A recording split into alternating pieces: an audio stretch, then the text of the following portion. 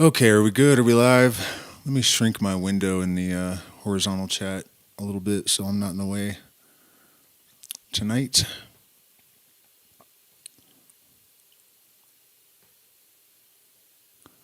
Even more. I don't really even need to be there, do I?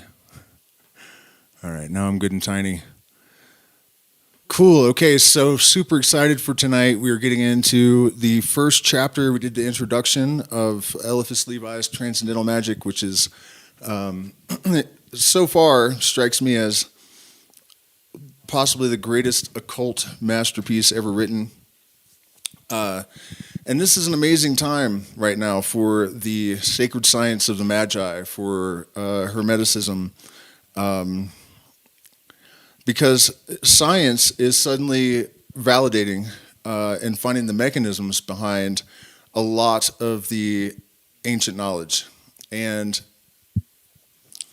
it's to such an extent that I have heard several physicists over the last couple of months and other types of scientists, and giants like Michael Levin, starting to use terms like universal mind and making references to the old Hermetic knowledge, because some of them have noticed, and I'm sure people have told them.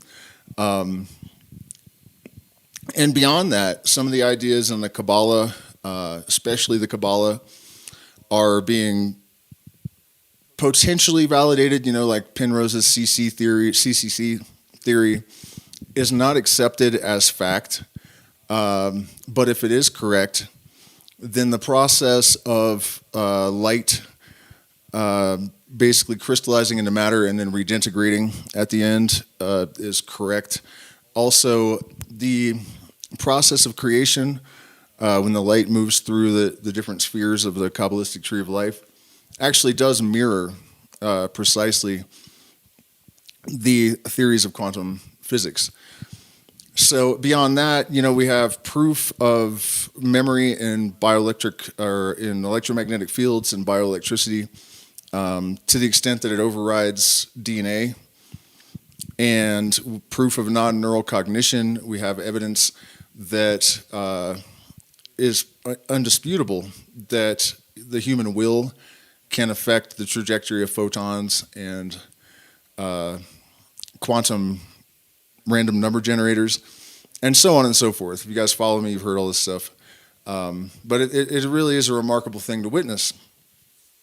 And we really haven't hit the peak of the process, because from what I can tell from watching interviews with people like Michael Levin and Stuart Hameroff, they're not actually aware of each other yet. And so there's this tunnel vision. And if you have one piece of the puzzle, it suggests things, but it's nothing compared to having a bird's eye view and seeing all of these pieces come together. So it's super exciting and super interesting, and it represents really a complete paradigm shift. Our old ontological model has some serious problems.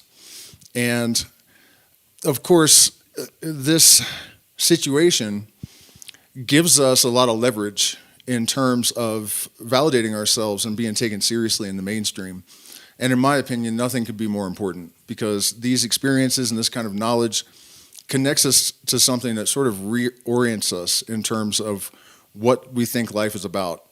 And it really could solve the existential crisis that I think is driving humanity off of a cliff right now.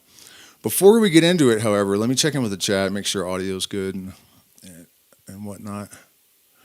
This is going to be epic, you guys. Camera frozen? Okay, I'll fix that real quick. I mean, it doesn't really matter that much because I'm going to have things on the screen, but I'll fix it. By the way, I took my little request for donations thing down because I don't want it to be in the way tonight. But we still are in fundraising mode. Things are going a lot better. My mood, pain is gone. I've had some of the work done, making a lot of progress. But we are still really appreciating support. This channel is demonetized. And so we really appreciate you guys becoming patrons and joining our community. We're doing a lot of really interesting things that you might want to be a part of. So first we're going to look at this response I got from Grok. Let me blow it up a little bit. In reference to a line from this book that I didn't really expand on last time because I wanted to do this and find correlations in the real world to kind of flesh it out.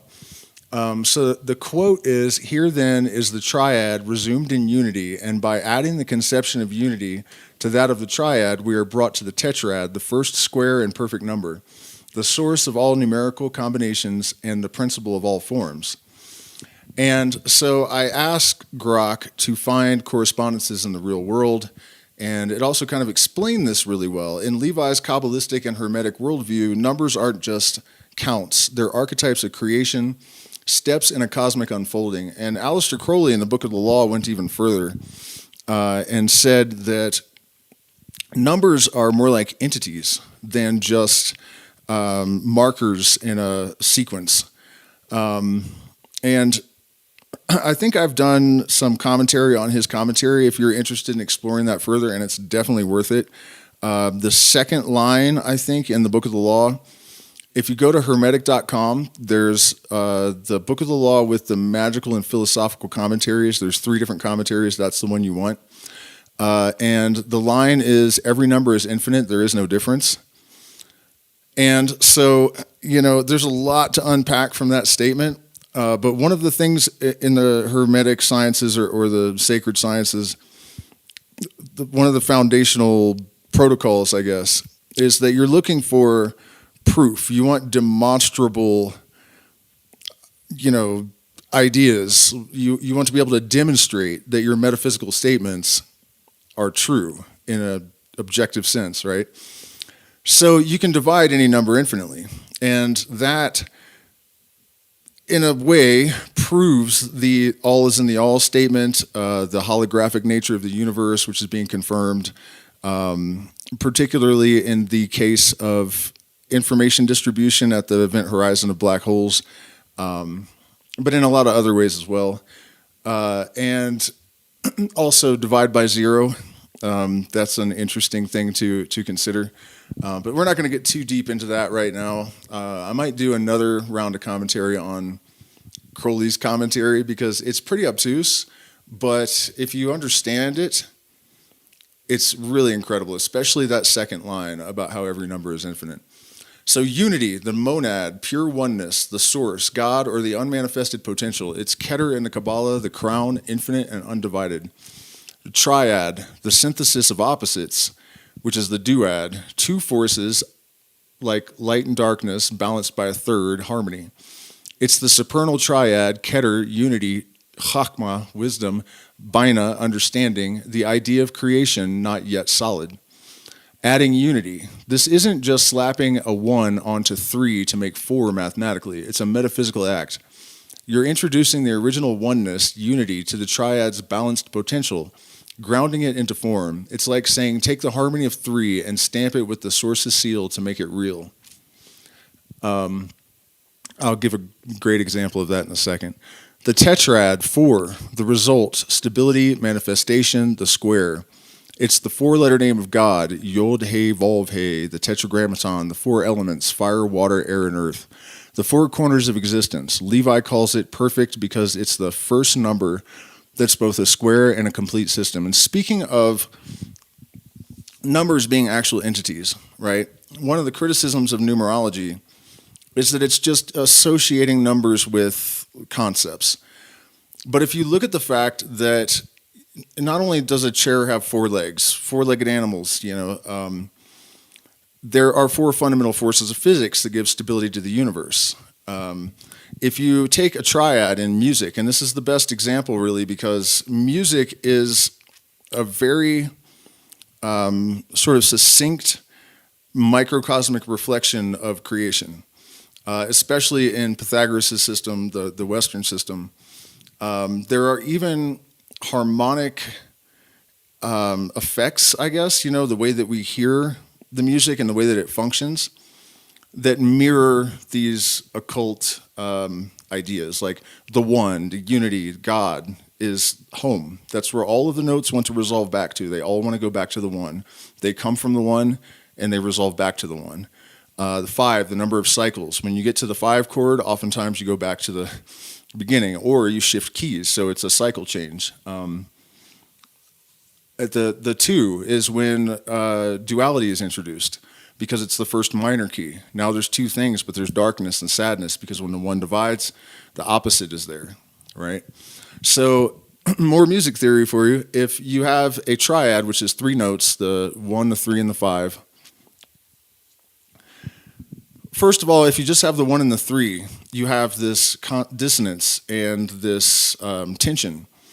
And when you add the 5th, the 3rd note of the triad, it creates stability and gives definition to the chord. Now it's not just a dyad, it's a chord. And there's the possibility of adding the 4th, which distinguishes it further and creates a sort of, like, it gives the thing its final form and definition to add the 7th. It's not necessary. Just as the 4th fundamental force of physics, gravity is actually not a real force, it's a consequence of the aggregation of the other forces, right? So just as the 3 elements, the 4th isn't actually truly an element, because it's an aggregate of the other 3, Earth, right? So you see these things reflected in all of these different systems. And that is the way to identify these universal truths. They always apply to damn near everything. So where were we? In occult terms, the duad is tension, raw, unresolved opposites. Think chakma splitting from keter. The triad explains it. Binah balances the split, forming a triangle of potential, idea, and harmony, just as when you add the 5th to the 2 notes of the chord. Adding unity to the triad resolves it. Keter's oneness returns not as a regression, but as a completion, birthing the tetrad, the material world shaped by divine will. It supposes conflict in the duad, finds balance in the triad, then unity, 1, locks it into reality, which is 4. A universal mind's blueprint unfolding creation. Why adding unity? Levi's not doing basic arithmetic. He's showing metaphysical leap. The triad alone is abstract, 3 points, a concept not yet tangible. Unity, the monad, is the spark of the divine, the source's essence. Adding it to the triad isn't about quantity, it's about quality. It grounds the triad's harmony into something stable, whole, and real, like a seed sprouting into a tree. Think of it as the why behind form. The triad's potential needs unity's authority to manifest, completing the cycle. Correlations beyond our theory. Should we get into this? I guess we should. Let's map this adding unity to physics, chemistry, and beyond, as you asked, showing how it mirrors Levi's progression. Physics in its photon polarization is our example. The duad, unpolarized light, 2 states, horizontal versus vertical, intention, chaotic. The triad is the polarizer that balances it, filters 1 state, harmonizes it into a single direction. Adding unity, quantum measurement, the act of observing, locks it, adds the oneness of a definite outcome. Tetrad, stable, polarized photon, direction, energy from fixed, form fixed, fit, how it fits.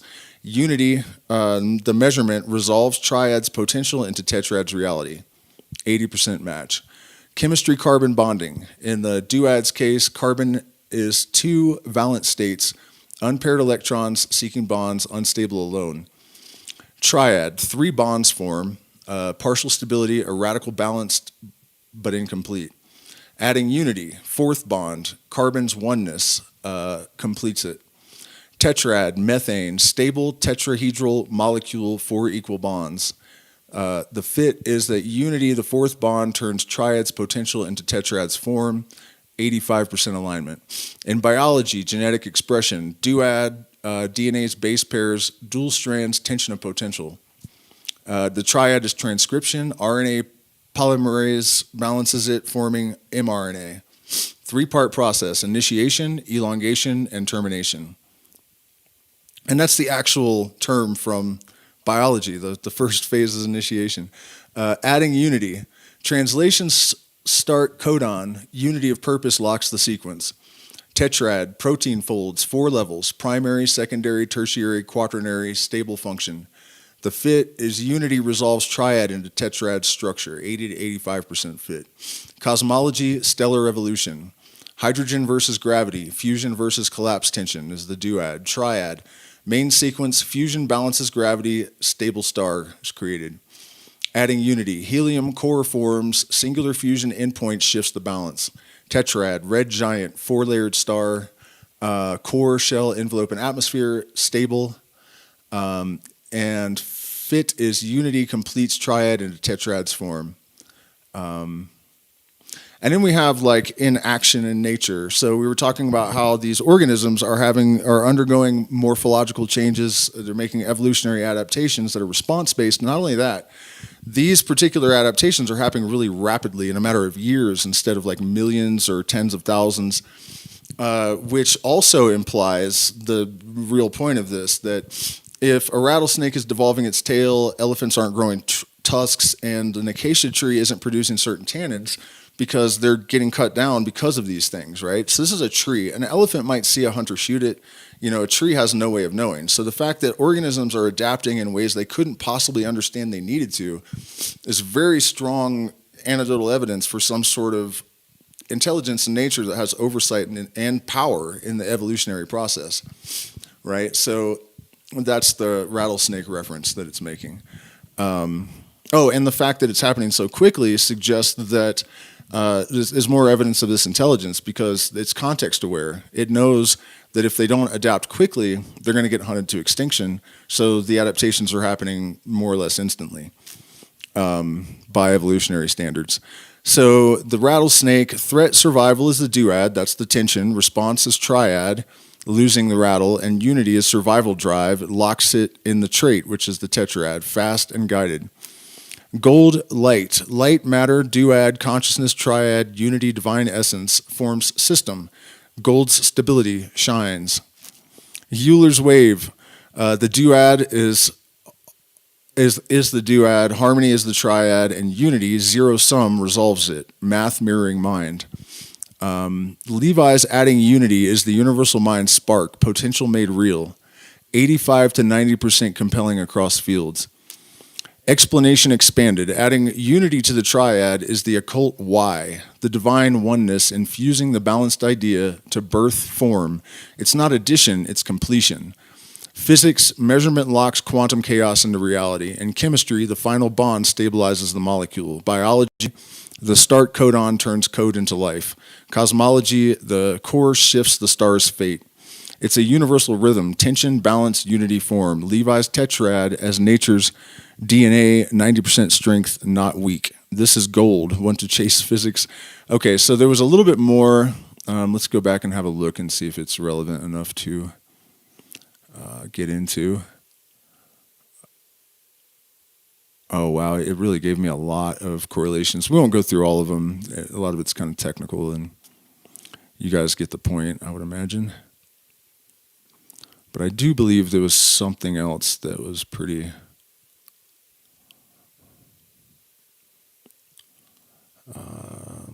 sorry, guys. Here we go.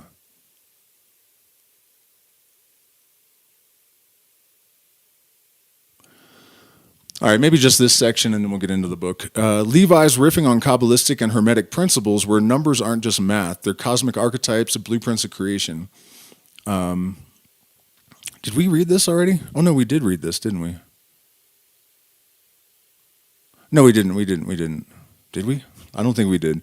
The duad, the binary, opposites, duality, conflict. Think light, dark, male, female, yes, no. It's the tension that kicks things off, the antagonism Levi mentions. In the Kabbalah, it's chachma, wisdom, splitting from Keter, unity, the first spark of separation. Triad is the resolution, synchronous harmony, the child of the duad's parents. It's the triangle's two forces, duad plus their balancing point. In the tree of life, it's Bina, understanding, joining Chakma and Keter, forming the supernal triad, mind, spirit, and structure. Tetrad, the manifestation, stability form the square. It's the triad plus unity, grounding the abstract into reality. Levi calls it the first square and perfect number, echoing the four elements, earth, air, fire, water, four directions, four seasons, four fundamental forces of physics. How it works. The duad's tension births the triad's harmony, which explains it. Why two opposites need a third to reconcile. The tetrad resolves it, turning the harmony into something tangible, a complete system. It's like a cosmic recipe, conflict sparks balance builds form, guided by universal mind's logic. Now, this stuff is like so important because it really helps us to answer a lot of the questions that plague mankind the most. Why good and evil, fundamentally? Why chaos? And when you understand that harmony has no option but to be born of the interplay of antinomies, then suddenly the answers to these dark metaphysical questions are completely resolved. So material realm examples. Levi's occult math mirrors nature and human systems. Here's how it plays out. Biological example, cell division. Duad, sperm and egg, two opposites, male and female. Triad, fertilization creates a zygote, two becomes three. Sperm, egg, new life. Tetrad, the zygote divides into four-cell embryo, the first staple structure, ready to grow again, four. Link, DNA's code, your earlier point, unfolds this. Biophotons might signal it, gold stabilizing the process, hinting at a universal mind. Natural example, water cycle. Duad, evaporation versus condensation, up, down, vapor, liquid. Triad, clouds form, vapor, liquid, and the process balancing them. Tetrad, rain falls, rivers flow, four phases, evaporation, condensation, precipitation, and collection complete the cycle. The link is light drives it. Sun's photons, consciousness-like adaptation in ecosystems, gold stability echoes in minerals cycling throughout. Human example, family unit, mother and father, two poles, triad, child joins, three in harmony, tetrad, home forms, four corners, parents, child, shelter, a solid unit. Link, consciousness binds it, light, energy sustains it, gold's eternal vibe and cultural value. I don't know why it keeps bringing that up. Occult context. Levi's tetrad isn't random. It's the Kabbalistic foundation. Four worlds. Atzilut, the emanation. Bariah, the creation. Yetzirah, formation. Asaya, action. Ideal to actual, like your Calabi Yao Fourier shift. I'll explain that in a few days when I make the video about this theory that I've been developing, that it's really coming together beyond my wildest expectations in terms of actually having the equations and stuff to support these ideas. AI definitely has its advantages. We already did the rattlesnake adaptations.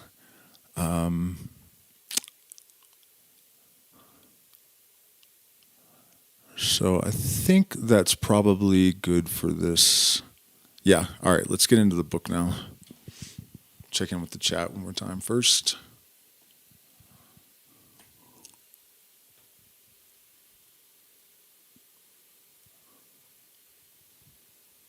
What's going on? Hello. The best way to contact me is email, probably. There are emails in the description. Illuminostic111@gmail.com or junglegnosis@proton.me. But yeah, all the descriptions of my videos have everything that you could need. Our Discord link, ways to contact me, my blog, which has affiliate links for various products, and yeah. So let me blow this up again. Explanation of the figures contained in this work. We're not going to go through all of this, just the most important ones. But the Great Seal of Solomon. The double triangle of Solomon represented by the two ancients of the Kabbalah, the macroprosopis and the microprosopis, the god of light and the god of reflections, mercy and vengeance, the white Jehovah and the black Jehovah. Sacerdotal esotericism making the sign of excommunication. A sacerdotal hand making the sign of esotericism and projecting the figure of the demon in its shadow. Above are the ace of deniers as found in the Chinese tarot and two superposed triangles, one white and one black. It is a new allegory explaining the same mysteries. It is the origin of good and evil. It is the creation of the demon by mystery. We're not going to worry about this Indian god right now. The Pentacles of Ezekiel and Pythagoras. The four-headed cherubim of Ezekiel's prophecy, explained by the double triangle of Solomon. Below is the wheel of Ezekiel, above of all pentacles, and the pentacle of Pythagoras. The cherub of Ezekiel is here represented as it is described by the prophet. Its four heads are the tetrad of Merkabah, which is Merkabah, which means chariot of light. Its six wings are the Senari of Bereshit, which is the first word in the Bible in the beginning. The human figure in the middle represents reason, the eagle's head is faith, the bull is resignation and toil, the lion is warfare and conquest. This symbol is analogous to that of the Egyptian Sphinx, but it is more appropriate to the Kabbalah of the Hebrews. Figure 9 is that of the Sabbatic goat, the Baphomet of Mendes, which Eliphas Levi is credited with having created he's the artist behind the popular classical Baphomet image. The torch placed between the two horns represents the equilibrating intelligence of the triad. The goat's head, which is synthetic and unites some characteristics of the dog, bull, and ass, represents the exclusive responsibility of matter and the expiation of bodily sins in the body. The hands are human to exhibit the sanctity of labor. They make the sign of esotericism above and below to impress mystery on initiates. And they point at two lunar crescents, the upper being white and the lower black, to explain the correspondences of good and evil, mercy and justice. The lower part of the body is veiled, portraying the mysteries of universal generation, which is expressed solely by the symbol of the caduceus. The belly of the goat is scaled and should be colored green. The semicircle above should be blue. The plumage reaching to the breast should be various hues. The goat has female breasts, and thus its only human characteristics are those of maternity and toil, otherwise the signs of redemption. On its forehead, between the horns and beneath the torch, is the sign of the microcosm, or the pentagram, with one beam in the ascendant, symbol of human intelligence, which, placed thus below the torch, makes the flame of the latter an image of divine revelation. This pantheos should be seated on a cube, and its footstool should be a single ball, or a ball and a triangular stool. In our design, we have given the former only to avoid complicating the figure. I should mention about the pentagram. This is a symbol that's often associated with evil. It's only evil if you think that life is evil, because if the point is pointing up, it is a symbol of the redintegration of spirit into matter. So if it's pointing down, it is a symbol of the descent of light into matter. So, if you're coming from a Gnostic place where you think that you've been trapped in a prison on earth, then sure, it's evil. But otherwise, it's just a symbol of a process, among other things. But I just wanted to point that out in case anyone wasn't aware. The trident of Paracelsus, we don't really need to worry about that. Oh, let's go ahead and do it, I guess. The trident of Paracelsus. This trident, symbol of the triad, is formed of three pyramidal teeth superimposed on a Greek or Latin Tau. Between the claws of the crab is the sun, and the astronomical cross is seen in proximity to the lion. On the middle tooth there is hieroglyph for its head. By the side of the crab is the word obito, or begone, retire, and by the side of the lion is the word imo, although, persist. In the center and near the symbolical serpent, there is apdosel, a word composed of an abbreviation of a word written Kabbalistically and in the Hebrew fashion, and finally of a complete ordinary word, op, which should be read ar, because these are the first two letters of the Greek archeus, do, which should be read ode, and lastly, sel, which is salt. These are the three prime substances, and the occult names of Arceus and Ode have the same significance as sulfur and mercury of the philosophers. On the iron stem, which serves as a shaft for the trident, there is the triplicated letter PPP, a phallic and lingamic hieroglyph, with the words Vli Dox Fato, which must be read by taking the first letter for the number of the pentagram in Roman figures, thus completing the phrase Pentagrammatica Libertate Dox Fato, equivalent to the three letters of Cagliostro, LPD, liberty, power, and duty. On the one side, absolute liberty. On the other, necessity or invincible fatality.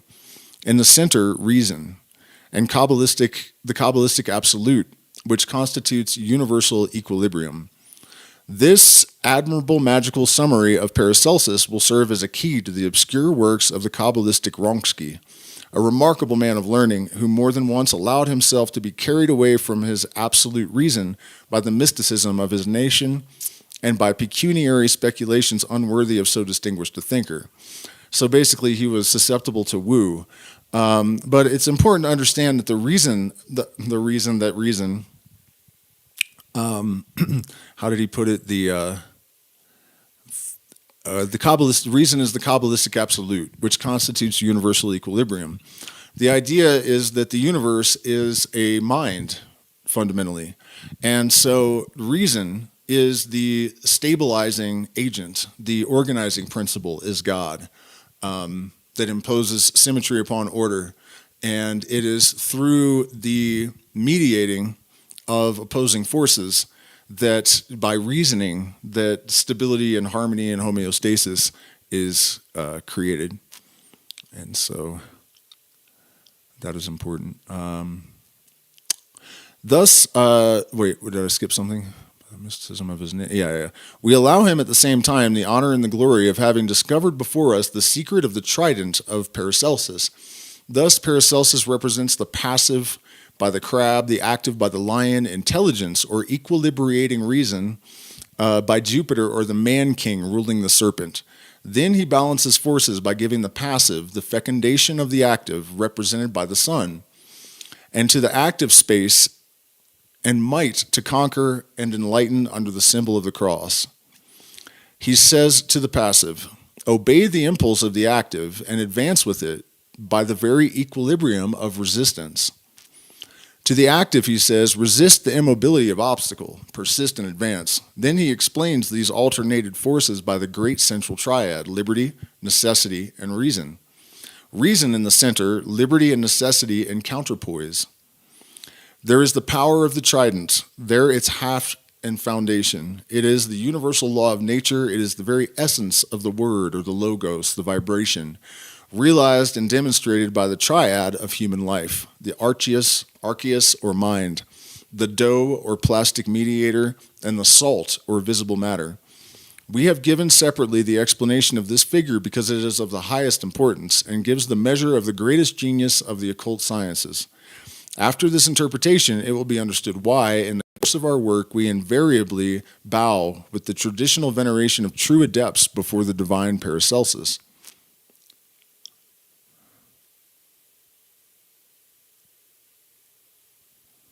And I think we're almost to the first chapter, which is it not loading, or have we not gotten past blank pages yet? The candidate, initiation. What is going on here? Oh, it wasn't loading. Damn it. Sometimes there's a lot of blank pages, so I thought we were just passing them by.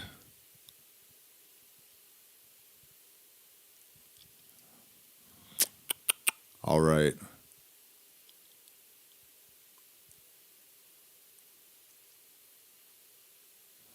This we read before, actually, so I guess I'm in the wrong place. Sorry, guys, I thought I found our spot, but I guess I did not. We read this in the first stream.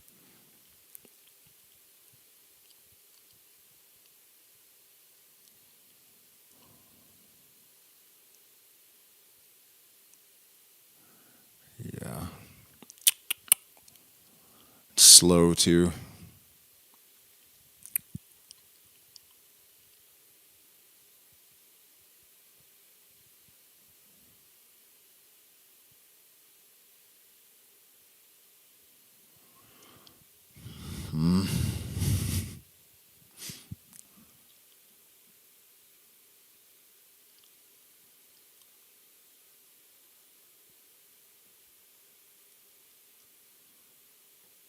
This is probably faster. Here we go. Can I just do that? Nice. Okay. No.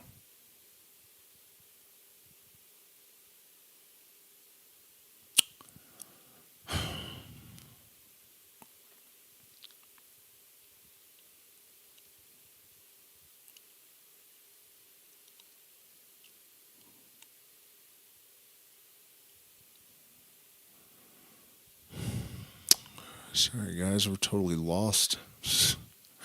Okay, so we didn't get this far for sure.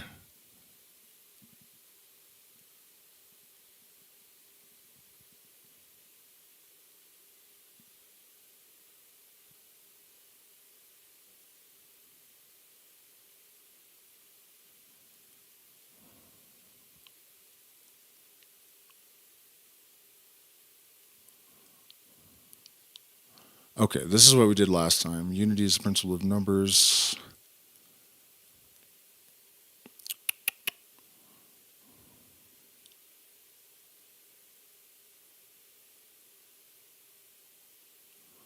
Gosh, I'm not even sure. Man, sorry guys. I thought I had it set up before we started, but I guess not. This must be it. Here we go. Doctrine of Transcendent Magic, the candidate, Disciplina Insof Keter. Let me check in with the chat one more time before we get deep into this and see how you guys are doing and what's going on. Looking great, my friend. Thank you, my brother. All right. When a philosopher adopted as the base, here, let's blow this up again. When a philosopher adopted as the basis for a new apocalypse of human wisdom the axiom, I think, therefore I am, in a measure he unconsciously altered from the standpoint of Christian revelation, the old conception of the Supreme Being. I am that I am, said the being of beings of Moses. I am he who thinks, says the man of Descartes. And to think being to speak inwardly, this man may affirm, like the God of St. John the Evangelist, I am he in whom and by whom the word manifests. In principio erat verbum. Now, what is a principle? It is a groundwork of speech. It is a reason for the existence of the word. The essence of the word is in the principle. The principle is in that which is. Intelligence is a principle which speaks. What further is intellectual light? It is speech. What is revelation? It is also speech. Being is the principle, speech is the means, and the plenitude or development and perfection of being is the end. To speak is to create, but to say I think, therefore I exist, is to argue from consequence to principle, and certain contradictions which have been adduced by a great writer, Lamanias, have abundantly proved the philosophical imperfection of this method. I am, therefore, something exists, would appear to us a more primitive and simple foundation for experimental philosophy. I am, therefore, being exists, ergo sum qui sum. Such is the first revelation of God in a man and of man in the world, while it is also the first axiom of occult philosophy. Being is being. Hence this philosophy, having that which for its principle is in no sense hypothesis or guesswork. Can I make this any bigger for you guys? Let's see. Yep, still fits. Mercurius Trismegistus, the hero of our tale, begins his admirable symbol known under the name of the Emerald Tablets. By this threefold affirmation, it is true, it is certain without error, it is all of all truth. Thus in physics, the true confirmed by experience. In philosophy, certitude purged from any alloy of error. In the domain of religion or the infinite, absolute truth indicated by analogy. Such are the first necessities of true science, and magic only can impart these to its adepts. But you, before all things, who are you, thus taking this work in your hands and proposing to read it? On the pediment of a temple consecrated by antiquity to the God of light was an inscription of 2 words, Know thyself. I impress the same counsel on every man when he seeks to approach science. Magic, when the men of old denominated the sanctum regnum, the holy kingdom or kingdom of God, regnum Dei, exists only for kings and priests. Are you priests? Are you kings? The priesthood of magic is not a vulgar priesthood, and its royalty enters not into competition with the princes of this world. The monarchs of science are the priests of truth, and their sovereignty is hidden from the multitude like their prayers and sacrifices. The kings of science are men who know the truth, and the truth is made free, according to the specific promise given by the most mighty of the initiators. The man who is enslaved by his passions or worldly prejudices can in no wise be initiated. He must alter or he will never attain. Back real quick to the kings of science are men who know the truth and the truth has made them free. Earlier in the last chapter in the introduction, we were talking about, how the absismus is the degree in the mystery tradition where the adept has reached his full God-like stature. And so he is capable of causing the universe to bend to his will in quite dramatic fashion. And the thing about the kings of science is they've done the same thing, but they go through machinery in order to do that, through technology. But if you think about the object of the sciences, at least in our paradigm, the capitalist paradigm, it's all about manifesting the will and mastering nature and overcoming obstacles and all of this sort of stuff. It is the pursuit of godlike power. It is that Luciferian drive to subdue the universe to our will. And so the objective of the mystery traditions really is to be a person who is both, that can do both, to do it in the material sense and also to do it in the magical sense. I hate to put it that way, but the man who is enslaved by his passions or worldly prejudices can in no wise be initiated. He must alter or he will never attain. Hence he cannot be an adept, for the word signifies a person who has attained by will and by work. The man who loves his opinions and fears to part with them, who suspects new truths, who is unprepared to doubt everything rather than admit anything on chance, should close this book. For him it is useless and dangerous. He will fail to understand it, and it will trouble him. While if he should divine its meaning, it will be a still greater source of disquietude. If you hold by anything in the world more than by reason, truth, and justice, if your will be uncertain and vacillating, either in good or evil, if logic alarm you or the naked truth makes you blush, if you are hurt when accepted errors are assailed, condemn this work straight away. Do not read it. Let it cease to exist for you. But at the same time, do not cry it down as dangerous. The secrets which it records will be understood by an elect few and will be held back by those who understand them. Show light to the birds of the nighttime, and you hide their light. It is the light which blinds them, and for them is more dark than darkness. I shall therefore speak clearly and make everything known, with the firm conviction that initiates alone, or those who deserve initiation, will read all and understand in part. The greatest sin is to refuse knowledge because it does not pander to your prejudices. And we are living in a world crawling with people that do that constantly. Right now there is so much evidence of certain things in the political realm that they are unarguable. The truth is just like written on the wall in big, bold capital letters. And there are people staring right at it, and they're just, nothing is going to make them admit it.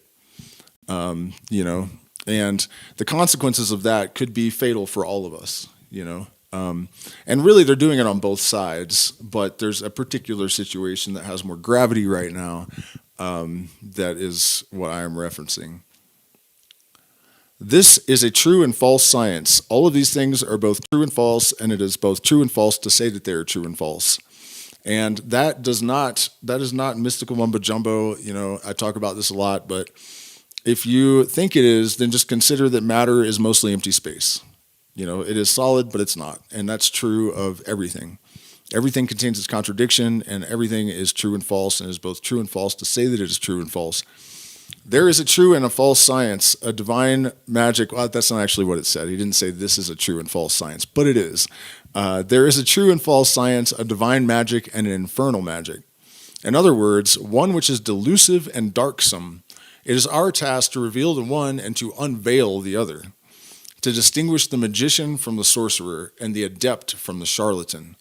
The magician avails himself of a force which he knows. The sorcerer seeks to abuse a force which he does not understand. If it be possible in a scientific work to employ a term so vulgar and so discredited, then the devil gives himself to the magician and the sorcerer gives himself to the devil. The magician is the sovereign pontiff of nature. The sorcerer is her profaner only. The sorcerer bears the same relation to the magician that a superstitious and fanatical person bears to a truly religious man. Before advancing further, let us tersely define magic. Magic is the traditional science of the secrets of nature which has been transmitted to us from the Magi. By means of this science, the adept becomes invested with a species of relative omnipotence and can operate superhumanly. That is, after a manner which transcends the normal possibilities of men. And this is a massive source of confusion for a lot of people, that magic does not always work, and there are limits imposed upon us by the strictures of natural law, the parameters of natural law. You cannot do anything that is not possible. If you wish to publish a book, you must first use a magical weapon, a pen or a computer, and you must write spells and incantation in the language of the people that you wish to communicate with. You must summon spirits called printers and publishers, and you must constrain them to distribute the book. You have to create conduits. You will never just manifest money. You'll never just say a spell and there's a pile of money there. It's not going to happen. And you're not even really going to will it to happen. And it's just going to come. Under most circumstances, that level of manifestation does not happen. Even for a very advanced adept, that is not the point at all. In fact, the acquisition of goods and power and whatnot is generally considered black magic no matter what.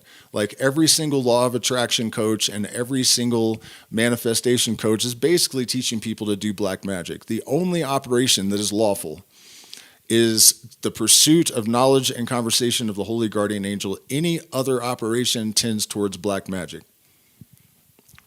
That's the rules, Now, if some operation is done in support of that singular mission, then it is no longer black magic because it is all in line with the fundamental true will.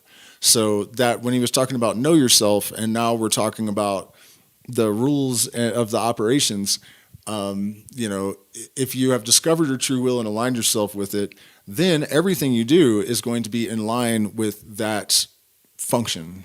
That's what you're about, and there is nothing else. Therefore, any operation that you perform is somehow in the service of pursuit of knowledge of self and the higher self. So there's that.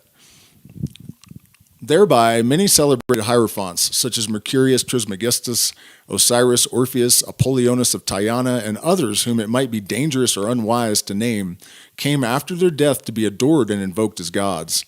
Thereby, others also, according to that ebb and flow of opinion which is responsible for the caprices of success, became emissaries of Infernus, or suspected adventures like the Emperor Julian, Apuleius, the enchanter Merlin, and that arch-sorcerer, as he was termed in his day, the illustrious and unfortunate Cornelius Agrippa. To attain the sanctum regnum, in other words, the knowledge and power of the Magi, there are 4 indispensable conditions: an intelligence illuminated by study, an intrepidity which nothing can check, a will which nothing can break, and a discretion which nothing can corrupt and nothing intoxicate. To know, to dare, to will, and to keep silence. Such are the 4 words of the Magus. Inscribed upon the 4 symbolical forms of the Sphinx, these 4 words can be combined into 4 manners and explained 4 times by one another. On the first page of the Book of Hermes, the adept is depicted with a large hat, which if turned down would conceal his entire head. One hand is extended towards heaven, which he seems to command with his rod, while the other is placed upon his breast. Before him are the chief symbols or instruments of science, and he has others hidden in a juggler's wallet. His body and arms form the letter Aleph, the first of the alphabet which the Jews borrowed from the Egyptians. To this symbol we shall have occasion to recur later on. The Magus is truly what the Hebrew Kabbalists call the microprosopus, that is, the creator of the little world. The first of all magical sciences being the knowledge of oneself, so is one's own creation first of all works of science. It contains the others, and the principle of the great work. The term, however, requires explanation, supreme reason being the sole invariable and consequential imperishable principle, what we term death being change, hence the intelligence which cleaves closely to this principle and in a manner identifies itself therewith, does hereby make itself unchangeable, and as a result, immortal. To cleave invariably to reason, it will be understood that it is necessary to attain independence of all those forces which by their fatal and inevitable movement produce the alternatives of life and death. And Maynard James Keenan in a Tool song references this and says, you must define the ego before it's far too late. And in this system, it's kind of a complex thing to understand because you want, as an individual, to remain in a fluid state. You don't want to, a lot of people, muggles, matrix denizens, sort of crystallize into a person that is a static entity, and they have beliefs and they have political, leanings, and they have all this defining stuff. And you don't want to commit to any of that. You want to be in a state of flux. However, the fundamental essence of the ego must be strengthened because it is an electromagnetic field. And if you don't want at death for your identity to be dispersed in the abyss and discarded into the rubble heap of Karanzan, the demon of confusion, then you had better make sure that you are defined. And definition comes in part by limitation. So it is as much about saying I am not this than it is about saying I am this. And so that's the reference there.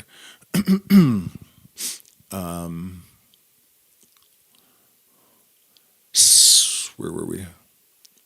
To cleave invariably to reason. Oh, to know how to suffer, to forbear, and to die, such are the first secrets which place us beyond reach of affliction, the desires of the flesh and the fear of annihilation.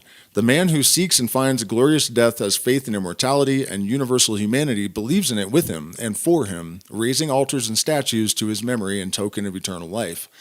And this is, he's really just kind of just blowing right through that, but it's kind of the most important thing. Fear is a dissonance pattern. It's an interference pattern. And you need to be a hollow tube so that you can bring down fire from heaven. And, if you look at the control systems in the world, political indoctrination, religious beliefs, the thing that compels people into those systems is fear of the unknown.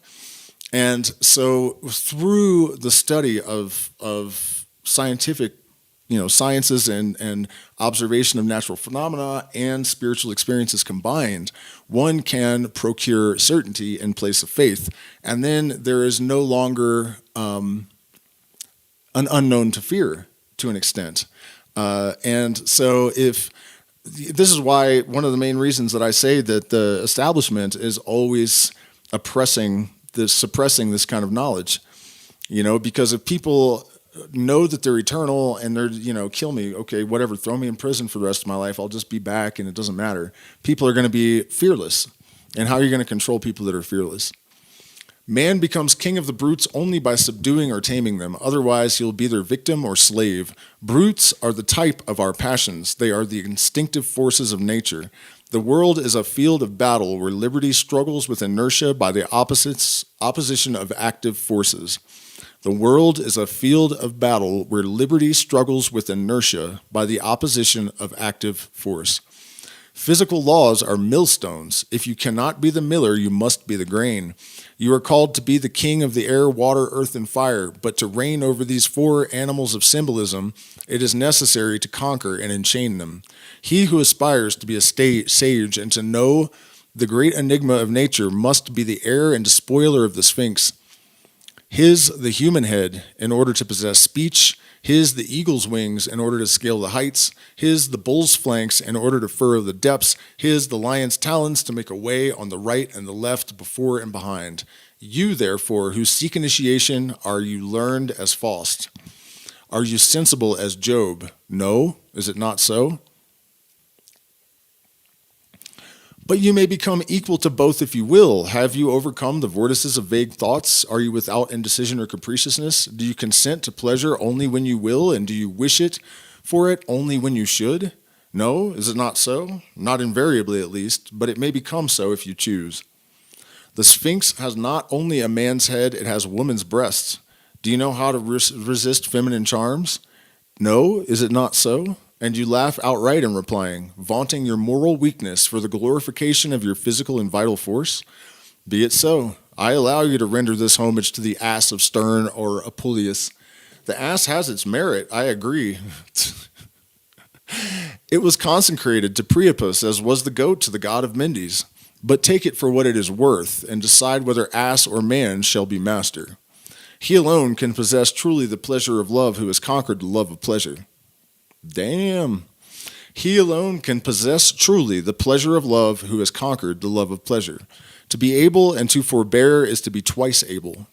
Woman enchains you by her desires. Master your desires, and you will enchain her. The greatest injury that can be inflicted on a man is to call him a coward. Now, what is a cowardly person? One who neglects his moral dignity in order to obey blindly the instincts of nature, like fear. As a fact, in the presence of danger, it is natural to be afraid and seek flight. Why then is it shameful? Because honor has erected it into a law that we must prefer our duty to our inclinations or fears. What is honor from this point of view? It is universal presentience of immortality and appreciation of the means which can lead to it. What is honor? It is universal presentience of immortality and appreciation of the means which can lead to it.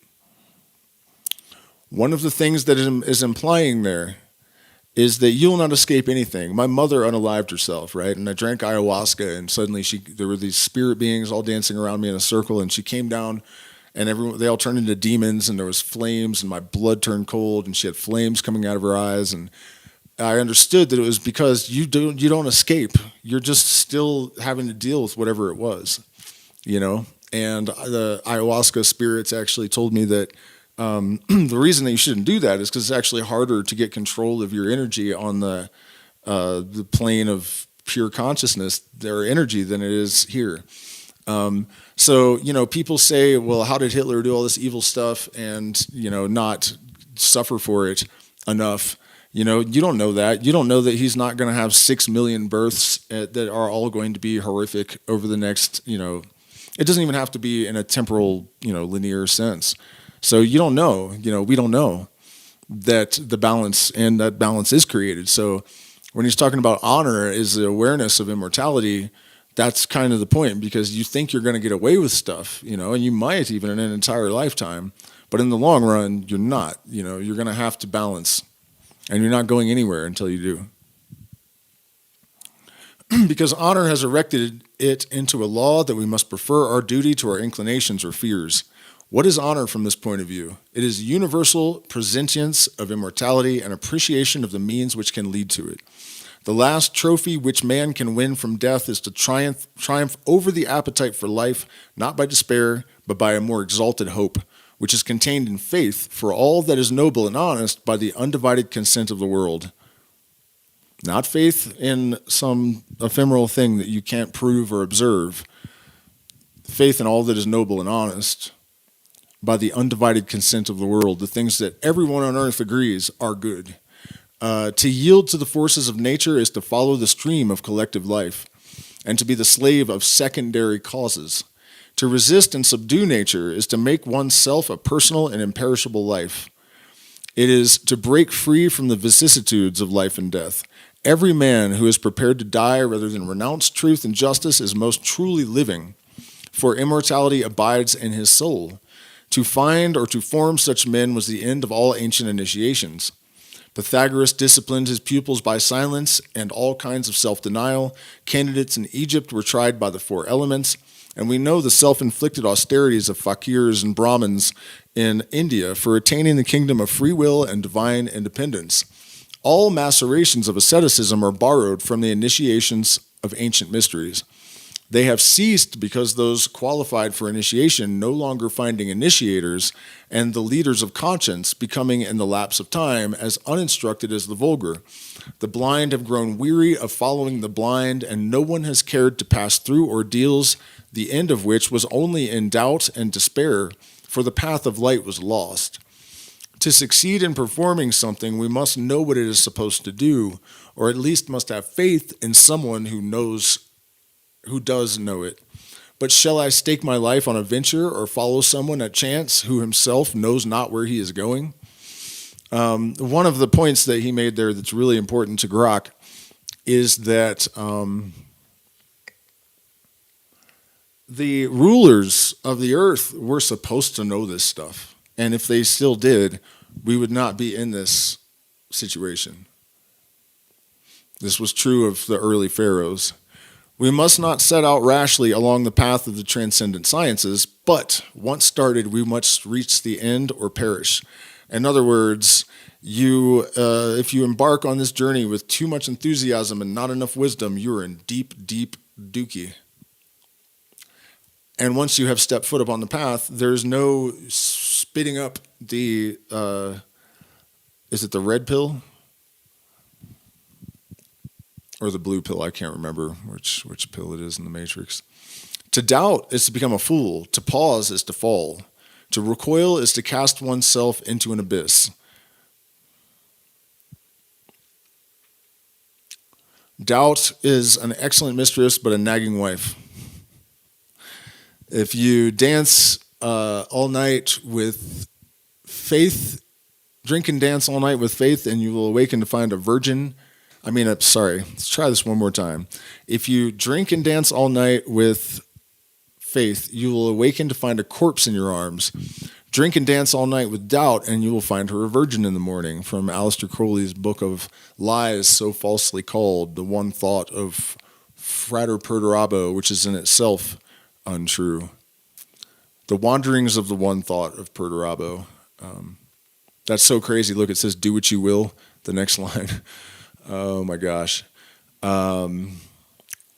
You therefore who are undertaking the study of this book, if you persevere with it to the close and understand it, it will make you either a monarch or a madman. Do what you will with the volume, you will be unable to despise or to forget it. If you are pure, it will be your light, if strong, your arm, if holy, your religion, if wise, the rule of your wisdom. But if you are wicked, for you it will be an infernal torch. It will lacerate your breast like a poniard. It will rankle in your memory like remorse. It will people your imagination with chimeras and will drive you through folly to despair. You will endeavor to laugh at it, and you will only gnash your teeth. This book will be the file and the fable which the serpent tried to bite, but it destroyed all of his teeth. Let us now enter into the series of initiations. Let me check in with the chat. Man, this is just nuts. This is definitely the best book on these subjects that I have ever encountered. Essential reading. Oh, Book of Lies. I thought you meant this. I was like, I know, dude. That's why we're doing it.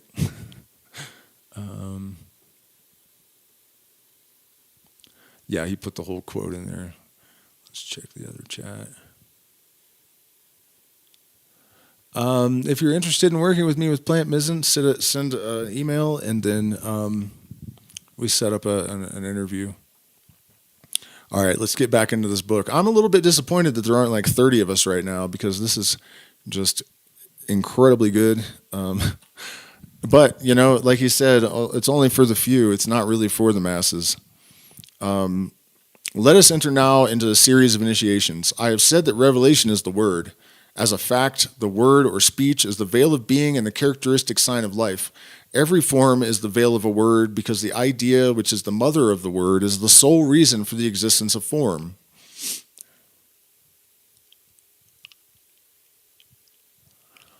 Okay, so we can use gematria as a way to flesh this out, right? So they say behind everything lies number. And if you take the Hebrew alphabet and you remove the form, you have the numbers that underlie them. And that's basically what he's getting at there. Every figure is a character. Every character derives from and returns into a word. For this reason, the ancient sages, of whom Trismegistus is the organ, formulated their sole dogma in these terms. That which is above is like that which is below, and that which is below is like that which is above. In other words, the form is proportional to the idea. The shadow is the measure of the body calculated with its relation to the luminous ray. The scabbard is as deep as the sword is long. The negation is in proportion to the contrary affirmation. Production is equal to destruction in the movement which preserves life, and there is no point in infinite space which may not be regarded as the center of a circle having an extending circumference and definitely receding into space. I think we know a certain very famous philosopher that stole that and rephrased it.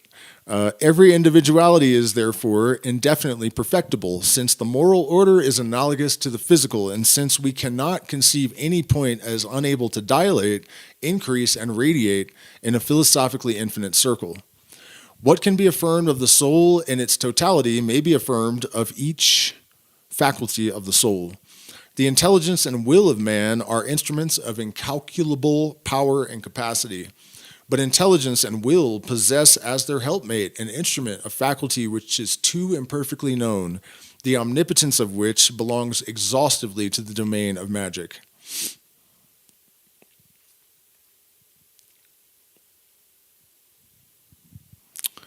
That is probably a reference to electromagnetism, which he actually knew. And you'll see that eventually. I speak of the imagination, which is the Kabbalist term, the diaphany or the translucid. Imagination, in effect, is like the soul's eye. Therein forms are outlined and preserved. Thereby we hold the reflections of the invisible world. It is the glass of visions and apparatus of magical life. By its intervention, we heal diseases, modify the seasons, drive death away from the living, and raise the dead to life, because it is the imagination which exalts the will and gives it a hold upon the universal agent. Which exalts the will and gives it a hold upon the universal agent. That is electromagnetism.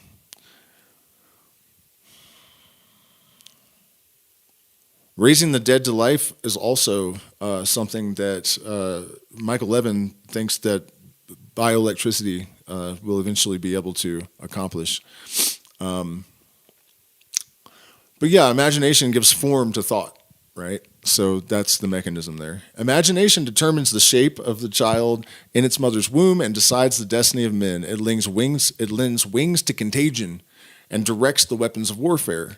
Are you exposed in battle? Believe yourself to be invulnerable like Achilles, and you will be so, says Paracelsus. Fear attracts bullets, but they are repelled by courage. It is well known that persons with amputated limbs feel pain in the very members which they possess no longer. Paracelsus operated upon living blood by medicating the product of a bleeding. He cured headache at a distance by treating hair cut from the patient. By the science of the imaginary unity and solidarity of all parts of the body, he anticipated and outstripped all other theories, or rather all the experiences of our most celebrated magnetizers. That's what he's calling doctors. Hence, his cures are miraculous, and to his name of Philip Theophratus Bombast, he deserves the addition of Aurelius Paracelsus with the further epithet of divine. Imagination is the instrument of the adaptation of the word. The word, by the way, is the logos. It is the vibration that compelled the chaotic soup of energy and particles into symmetry and order. And it is the sinusoidal wave. It is the electromagnetic wave. Imagination is the instrument of the adaptation of the word, the thing that created the universe adapted to the individual's mind and to our microcosm. Imagination applied to reason is genius. Reason is one as genius is one in the multiplicity of its works. There is one principle, there is one truth, there is one reason, there is one absolute and universal philosophy. Spiritual reality is not subjective. People like to try to believe this, but it isn't. Your interpretation of it can be different, but the underlying reality is the underlying reality. However the universe came into existence is how it happened, and there's no arguing about it. It happened away, and that's all there is to it. It's true that we have some degree of subjectivity in our universe, in a real way, that the rules of my life don't necessarily apply to someone else. But the laws of physics are fundamentally the same, So we have some wiggle room, but more or less we're all trapped within truth and reason. Well, whosoever, and liberated by it, whatsoever is subsists in unity considered as beginning, and returns into unity considered as end. One is in one, that is to say, all is in all. Unity is the principle of numbers. It is also the principle of motion and consequently of life.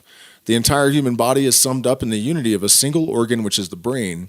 All religions are summed up in the unity of a single dogma, which is the affirmation of being and its equality with itself, which constitutes its mathematical value. There is only one dogma in magic, and it is this: the visible and the manifestation of the invisible, or, in other terms, the perfect word in things appreciable and visible, bears an exact proportion to the things which are inappreciable by our senses and unseen by our eyes. The Magist uplifts one hand toward heaven and points down the other to earth, and he says, above immensity and below immensity still, immensity equals immensity. This is true in things seen as in things unseen. Our prophets' heads rise above the heavens, and our feet drag below the hells. The first letter in the alphabet of the sacred language, Aleph, represents a man extending one hand towards heaven and the other to earth. It is an expression of the active principle in everything. It is creation in heaven corresponding to the omnipotence of the world below. This letter is a pantacle in itself, that is, a character expressing the universal science. It is supplementary to the sacred science of the macrocosm and the microcosm. It explains the Masonic double triangle and the five-pointed blazing star. For the word is one and revelation is one. If you want to understand the full secret meaning of all of the symbols of Freemasonry, chapter 69, The Way to Succeed and The Way to Suck Eggs, by Aleister Crowley, contains the key.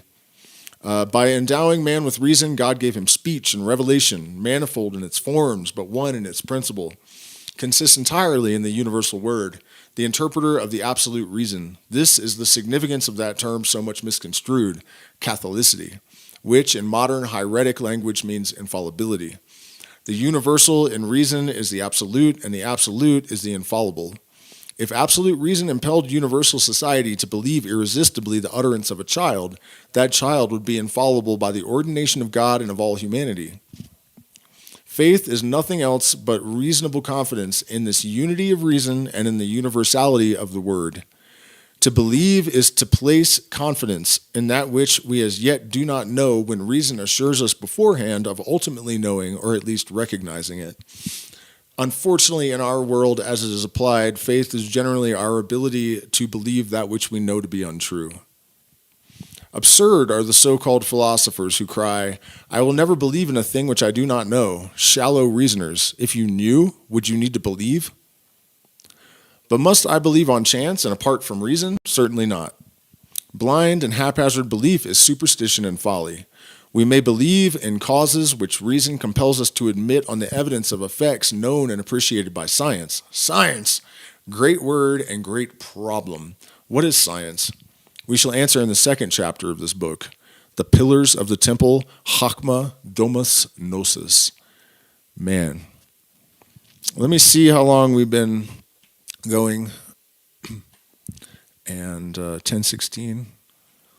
Super long. No, this is Eliphas Levi's Transcendental Magic. We are such a small group tonight. I might actually save the second chapter for another night. Let's see. These reading with commentary. You know what? I'll chop it up and I'll edit it a little bit and I'll put it up as a regular video. So we'll keep going for a little bit. Commentary is really helpful for people with ADHD. Nice. I'm glad it's helpful. I mean, this is, like I said, it's just consistently the best writing on the subject that I've ever seen. Science is the absolute and complete possession of truth. These are the pillars of the temple. Hence have the sages of all centuries trembled before such an absolute and terrible word. They have hesitated to arrogate to themselves the first privilege of divinity by assuming the possession of science, and have been contented, instead of the verb to know, with that which expresses cognizance, while instead of the word science, they have adopted that of gnosis, which represents simply the notion of learning by intuition, which is something we don't value enough in our society. You know, over the years, I've had all these things bubble up into my brain that I really didn't have any way of confirming until AI came along. And both AI programs have said, you know, this idea that you have for you to zone in on these equations and like higher dimensional geometrical forms and stuff without any guessing and whatnot, it doesn't make any sense. It's, you know, and one of them calculated the probability of it, and that I could do that, and it was like 10 to the 30th power or some, because there's so many equations, and, you know, So it's true, and when you develop the ability to, well, not even ability, when you enhance the communication between the subconscious and the conscious mind, when you wake up your brain, the pattern recognition system is far more available. If there is an Akashic record and a repository of knowledge that we can access through non-ordinary means, which should be ordinary if we weren't conditioned and indoctrinated to not be able to do it, I think, So that is really what gnosis is. And a lot of people confuse it with just like thinking stuff and wanting to believe it and acting like you think you can just know stuff. It's not that, and even when you do receive this stuff through intuitive intelligence rather than, learning through external sources, the conventional way, you still verify it to the greatest ability possible. You go through the same kind of process of testing hypothesis that science does. That's what gnosis really is, which represents simply the notion of learning by intuition. What, in fact, does man know? Nothing. And at the same time, he is allowed to ignore nothing. Devoid of knowledge, he is called upon to know all. Now knowledge supposes the duad, a being who knows and an object known. The duad is the generator of society, and of law, it is also the number of the gnosis. The duad is a unity multiplying itself in order to create, and hence in sacred symbolism, Eve issues from the inmost bosom of Adam. See, that's what people don't understand about this. It's not really about being patronizing, That's how people have had it sold to them, but that's not the mystical interpretation. Adam is the human tetragram summed up in the mysterious yod type of the Kabbalistic phallus. And this is crazy because it is associated with the phallus and it looks like a spermatozoa, the letter, the yod. By adding to this yod the triadic name of Eve, the name of Jehovah is formed, which is eminently the Kabbalistic and magical word Jehovah. Is that an extra letter or is that just a comma? Oh, that's a comma. That's what was confusing me. Yeah, it's just the tetragram. No, it's not the tetragrammaton. Yod, He, Lamed, He. Oh, it's just a different spelling. Oh, by the way, there are different permutations of the tetragrammaton. There are a tremendous number of them. 72, I think, might actually be the number. Which the high priest in the temple pronounced Jocheva. So unity complete in the fruitfulness of the triad forms therewith the tetrad, which is the key of all numbers, of all movements and all forms. By a revolution about its own center, the square produces a circle equal to itself. And this is the quadrature of the circle, the circular movement of 4 equal angles around the same point.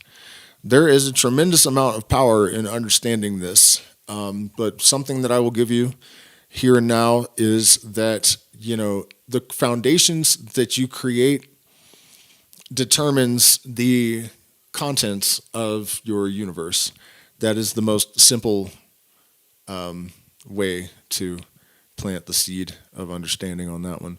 That which is above equals that which is below, says Hermes. Here then is the duad serving as the measure of unity, and the relation of equality between above and below forms with these triads. The created principle is the ideal phallus. The created principle is the formal stis. I am not sure what that word's about. The insertion of the vertical phallus into the horizontal stis forms the staros of the Gnostics, or the philosophical cross of Masons. Thus the intersection of 2 produces 4, which, by its movement, defines the circle with all degrees thereof.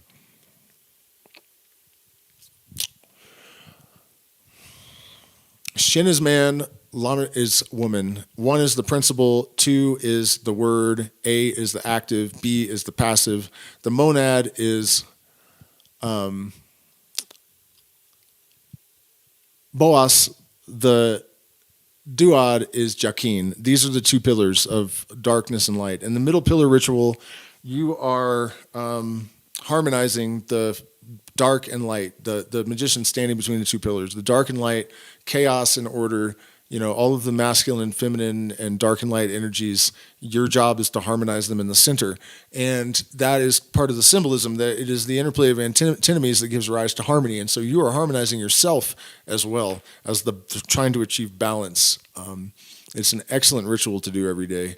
The monad is Boaz, the duad is Jachin. In the trigrams of Phoi, unity is the yang and the duad is the yin. Boaz and Jachin are the names of the two symbolical pillars without the chief door of Solomon's Kabbalistic temple. In the Kabbalah, these pillars explain all mysteries of antagonism, whether natural, political, or religious, and they explain also the procreative struggle between the man and the woman, for according to the law of nature, the woman must resist the man, and he must entice or overcome her. The active principle seeks the passive principle. The plenum desires the void. The serpent's jaw attracts the serpent's tail, and in turning upon himself, he at the same time flies and pursues himself. Woman is the creation of man, and universal principle is the bride of the first principle. And when we say that God is man, people take offense to that. But what they don't understand is that God is the organizing principle. It's the active principle. It's the spermatozoa versus the egg which is penetrated. It's not a matter of status or hierarchy. It's a role. It's a role to be the active principle as opposed to the passive principle. And that's what the symbolism is. It in no way is meant to be demeaning in the original mystical context. When the Supreme Being became a creator, he erected a phallus, imagine that, or a yod. And to provide a place in the fullness of the uncreated light, it was necessary to hollow out a stis, or trench, of shadow equivalent to the dimension determined by his creative desire, and attributed by him to the ideal yod, I always spell that Y-O-D, that's why it keeps tripping me up, of the radiating light. Such is the mysterious language of the Kabbalists in the Talmud, and on account of vulgar ignorance and malignity, it is impossible for us to explain or simplify it further. What, then, is the creation? It is the mansion of the creative word, the oscillating wave. What is the stis? I've been wondering that. Is it the mansion of the phallus? I think it just means like a pillar. What is the nature of the active principle? To diffuse. What is that of the passive? To gather in and to fructify. What is man? He who initiates, who bruises, who labors, who sows. What is woman? She who forms, reunites, irrigates, and harvests. Man wages war, woman brings peace about. Man destroys to create, woman builds up to preserve. Man is revolution, woman is conciliation. Man is the father of Cain, woman the mother of Abel. What, moreover, is wisdom? It is the agreement and union of two principles, the mildness of Abel directing the activity of Cain, man guided by the sweet inspirations of woman, debauchery conquered by lawful marriage, revolutionary energy softened and subdued by the gentleness of order and peace, pride subjugated by love, science acknowledging the inspirations of faith. Then human science becomes wiggity wise and submits itself to the infallibility of universal reason, instructed by love or universal charity. Then it can take the name of gnosis, because it knows, at least, that as yet it cannot boast of knowing perfectly. One of the ideas about this is that when the universe has exhausted all of the potential experiences and accumulated and aggregated all of the knowledge and experience that's possible without violating any of the laws of its creation, it will implode, basically. It will cease to expand and it will contract. It will reverse from systole to diastole, and it will collapse back into the singularity. So if you're here, you don't know everything yet. You wouldn't be here. Guided by the sweet, where are we at? The monad can only manifest by the duad. Unity itself and the notion of unity at once constitute two.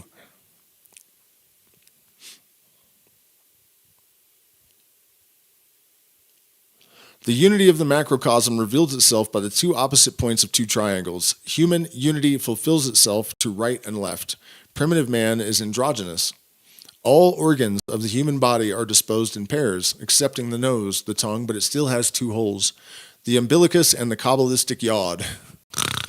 Divinity, one in its essence, has two essential conditions as the fundamental grounds of its being, necessity and liberty. The law of supreme reason necessitate and rule liberty in God, who is of necessity wise and reasonable. To make light visible, God has merely hypotheticated the shadow. To manifest the truth, he has permitted the possibility of doubt. The shadow bodies forth the light. And the possibility of error is requisite for the temporal manifestation of truth. If the buckler of Satan did not intercept the spear of Michael, the might of the angel would be lost in the void or manifested by infinite destruction launched below from above. Did not the heel of Michael restrain Satan in his ascent? Satan would dethrone God, or rather he would lose himself in the abysses of the altitude. Hence Satan is needful to Michael, as the pedestal to the statue, and Michael is necessary to Satan as the brake to the locomotive. In analogical and universal dynamics, one leans only on that which resists.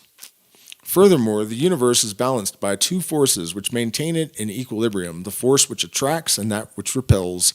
They exist alike in physics, in philosophy, and in religion. In physics, they produce equilibrium. In philosophy, criticism. In religion, progressive revelation. The ancients represented this mystery in the conflict between eros and anteros, the struggle between Jacob and the angel, and by the equilibrium of the golden mountain, which gods on the one side and demons on the other hold bound by the symbolic serpent of India.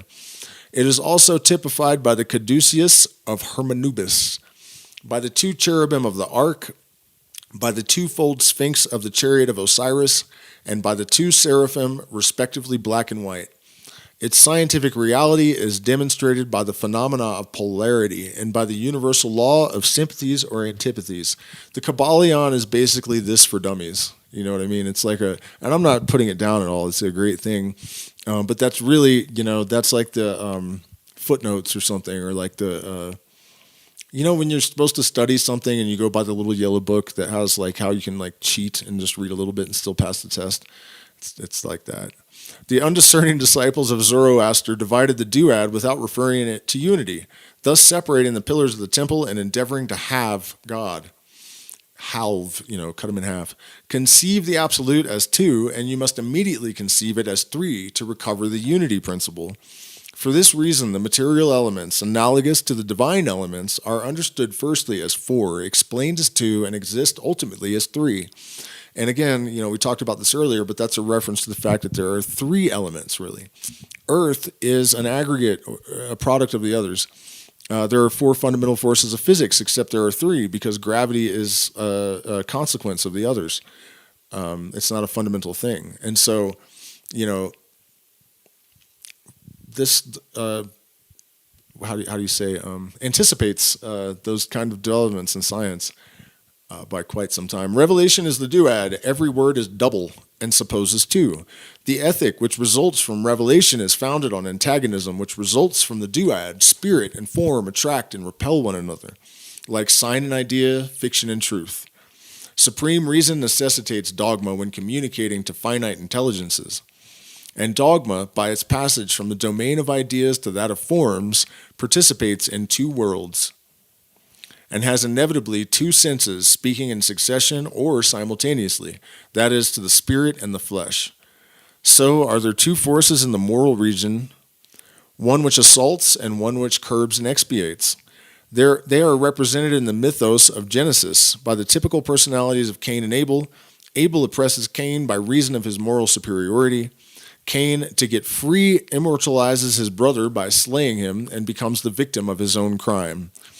Cain could not suffer the life of Abel, and the blood of Abel suffers not the sleep of Cain. In the gospel, the type of Cain is replaced by that of the prodigal son, whom his father fully forgives because he returns after having endured much. There is mercy and there is justice in God. To the just he dispenses justice, and to sinners mercy. In the soul of the world, which is the universal agent, there is a current of love and a current of wrath. This ambient and all-penetrating fluid, this ray loosened from the sun's splendor and fixed by the weight of the atmosphere and the power of central attraction, this body of the Holy Spirit, which we term the universal agent, while it was typified by the ancients under the symbol of a serpent devouring his tail, the Ouroboros, this electromagnetic ether, this vital and luminous caloric, is depicted in archaic monuments by the girdle of Isis, twice folded in a love knot, round two poles, damn, she was getting down like that, as well as by the serpent devouring his own tail. like Marilyn Manson, emblematic of prudence and of Saturn. Motion and life consist in the extreme tension of two forces. I would thou wert cold or hot, said the master, rather than lukewarm. As a fact, a great sinner is more really alive than is a tepid, effeminate man, and the fullness of his return to virtue will be in proportion to the extent of his errors. The fullness of his return to virtue will be in proportion to the extent of his errors. Gratitude for tribulation. Like recently I had the health problems and whatnot. Support the channel, and we had been doing really well for a while after a long struggle, and suddenly we weren't doing well anymore, to the point of just pretty scary. And because of this process, I ended up realizing things that I wouldn't maybe have noticed before because I didn't have to look at them. I realized that I was looking at the big picture and the ultimate goal, but I was not really paying as much attention to the foundational things. And there were little things that I could do that would have big consequences in terms of straightening our finances back out. So that's a pretty good example of the kind of thing that he means. She who is destined to crush the serpent's head is intelligence, which ever rises above the stream of blind forces. The Kabbalists call her the virgin of the sea, whose dripping feet the infernal dragon, stupefied by delight, crawls forward to lick with his fiery tongue. These are the hieratic mysteries of the duad. But there is one, and the last of all, which must not be made known, the reason, according to Hermes Trismegistus, being the malcomprehension of the vulgar who would ascribe to the necessities of science the immoral aspect of blind fatality. Yep, and that is what has brought us to our, by fear of the unknown must the crowd be restrained. Didn't I start out talking about that in the beginning of the stream? I'm pretty sure I did. That's interesting. He observes in another place, and Christ also said, cast not your pearls before swine, lest trampling them under their feet, they turn and rend you. Science, without spirit is madness. And when you don't have a compass set in a specific direction, you don't have a purpose, you're not aligned with your true will, then someone will set that purpose for you. And so capitalism, in the sense that it serves the overlords, has made for the objective of science to accrue capital as much as knowledge. And that immoral aspect of blind fatality has left us with an existential crisis. So the redintegration of knowledge of purpose of both the universe and ourselves, because there is no difference, is the remedy to that, and this is the path. By the fear of the unknown must the crowd be restrained, he observes another place, and Christ also said, cast not your pearls before swine, lest trampling them under their feet, they turn and rend you. The tree of the knowledge of good and evil, of which the fruits are death, is the type of this hieratic secret of the duad, which could only be misconstrued if divulged, and would lead commonly to the unholy denial of free will, which is the principle of moral life. It is hence in the essence of things that the revelation of this secret means death, and is not at the same time the great secret of magic, but the arcanum of the duad leads up to that of the tetrad, or more correctly proceeds therefrom, and is resolved by the triad, which contains the word of the enigma propounded by the Sphinx. As it was required to have been found in order to save the life, atone for the unconscious crime, and establish the kingdom of Oedipus.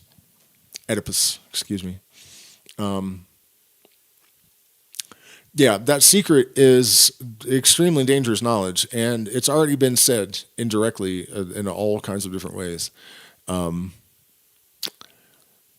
But it is true that A, most people don't want to know it, and B, it's really dangerous in the wrong hands, which has happened, I'm pretty sure. In this hieroglyphic work of Hermes, the tarot, called also the Book of Thoth, the duad is represented either by the horns of Isis, having her head veiled and an open book partially concealed under her mantle, or otherwise by a sovereign lady, Juno, the Greek goddess, having one hand uplifted toward heaven and the other pointed to earth, as if formulating by this gesture the one and twofold dogma which is the foundation of magic, and begins the marvelous symbols of the emerald tablet of Hermes. In the Apocalypse of St. John, there is a reference to two witnesses, or martyrs, on whom prophetic tradition confers the names of Elias and Enoch.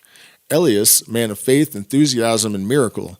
Enoch, one with whom he is called Hermes by the Egyptians. Honored by the Phoenicians as Cadmus, author of the sacred alphabet and the universal key to the initiations of the Logos, father of the Kabbalah, he who, according to the sacred allegories, did not die like other men, but was transported to heaven to return at the end of time.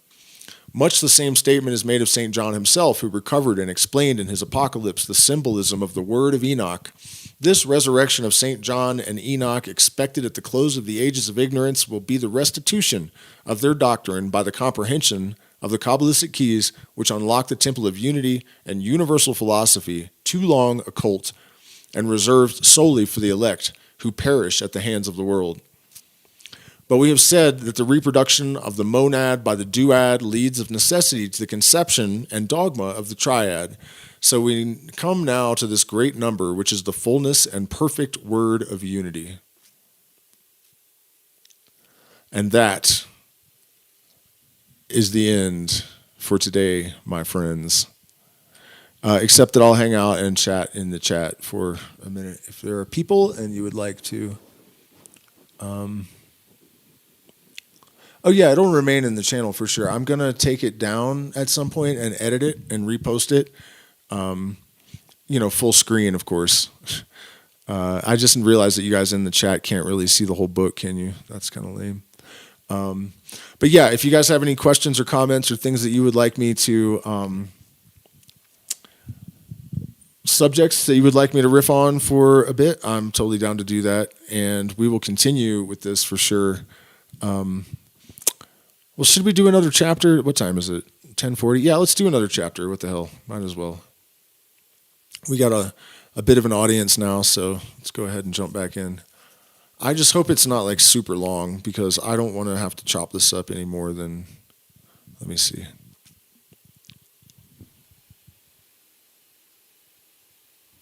It looks like it's not super long, actually. Is that where we are? Page 74? 44. Why does it have me all the way? Hold on, guys. Let me look and see how many pages this is. And if it's not super long, we'll jump into it. So does this actually correspond? No, these pages don't correspond. Oh, I get it. It's the 74th page of their screenshots or whatever, but it's not the 74th page of the book. Okay, so that's our chapter. 1, 2, 3, 4, 5, 6, 7, 8 pages. All right, yeah, let's do the third too. It's fine. I don't want them to get too long because then I can't download them to chop them up later. Transcendental Magic. The Triangle of Solomon. Plenitudo vocus bina physis. The perfect word is the triad because it supposes an intelligent principle, a speaking principle, and a principle spoken. The absolute, revealing itself by speech, endows this speech with a sense equivalent to itself, and in the understanding thereof creates itself a third time.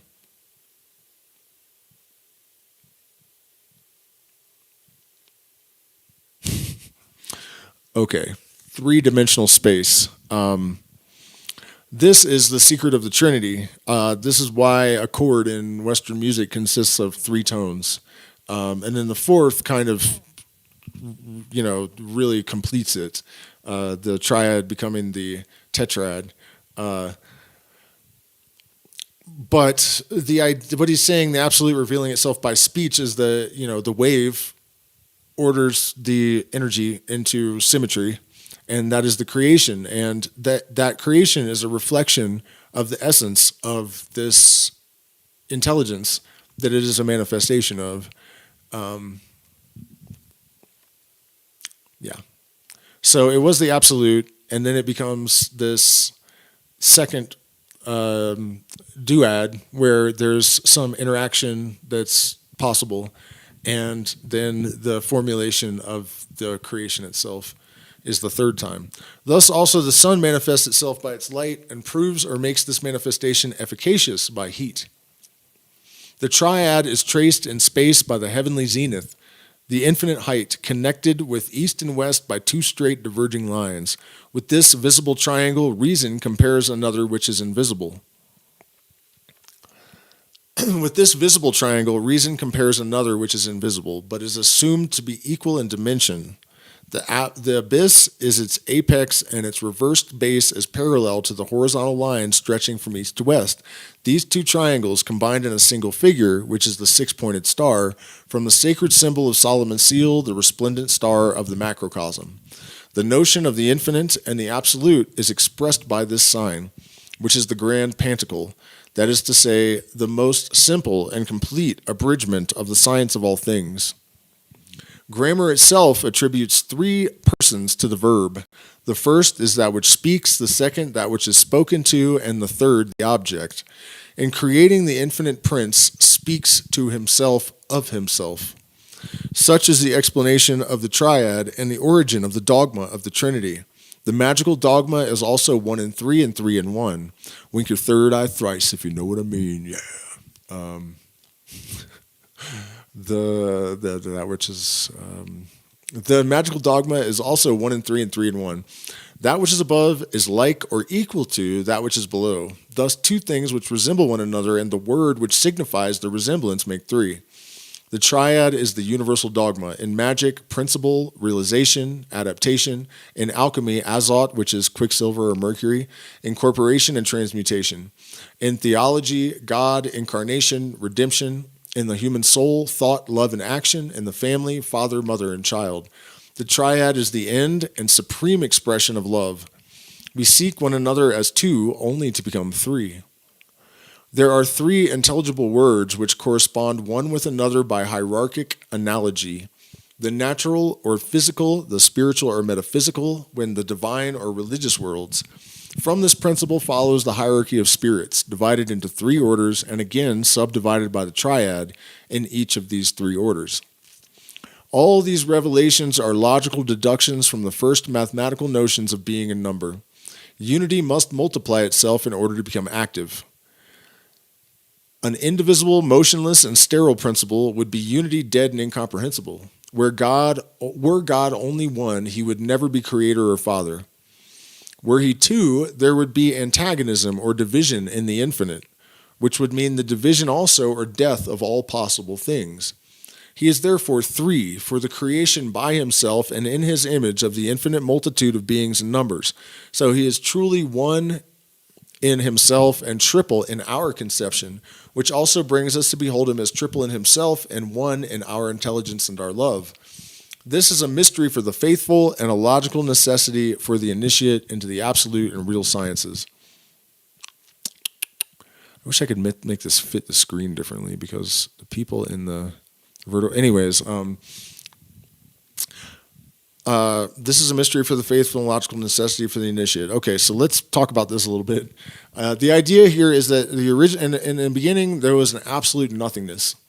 And that's what God is, and that's what God still is. The Phoenicians thought me light, but I am nothing, is how Albert Pike puts it in his Morals and Dogma, speaking from the perspective of the deity. And so this nothingness became aware, and that is the spark of light that came from the word, the logos, the electromagnetic wave. And so... this caused a division now, because the only possible unity, and this is why paradox is imbued in everything, is nothingness. Because as soon as you have even an object or a thought in space, you have two things. You have the void and you have the thing. So now there's no more unity. As soon as there's one thing, there is no such thing as one thing. There's no such thing. There's nothing, and then there's two things. And when this division occurred, now there is a polarity. And so we have this duad to have this interaction by which a third thing is created. And, I've made the analogy of music and how the triad consists of three notes.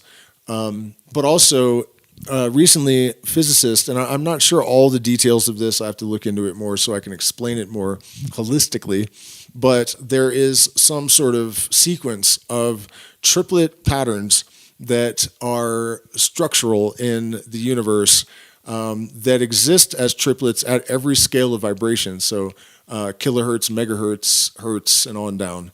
And so this manifestation of the triple nature of this creation is even manifest in a holographic nature in the structure of every component of the entire universe. So the word manifested by life is, and I mean, think about it. In a song, you have a bunch of chords. You know, all of these trinities holographically serving different functions and different temporal locations, and the word manifested by life is realization or incarnation. The life of the word accomplishing its cyclical movement is adaptation or redemption. This triple dogma was known in all sanctuaries illuminated by the tradition of the sages. Do you wish to ascertain which is the true religion? Seek that which realizes most in the divine order, which humanizes God and makes man divine,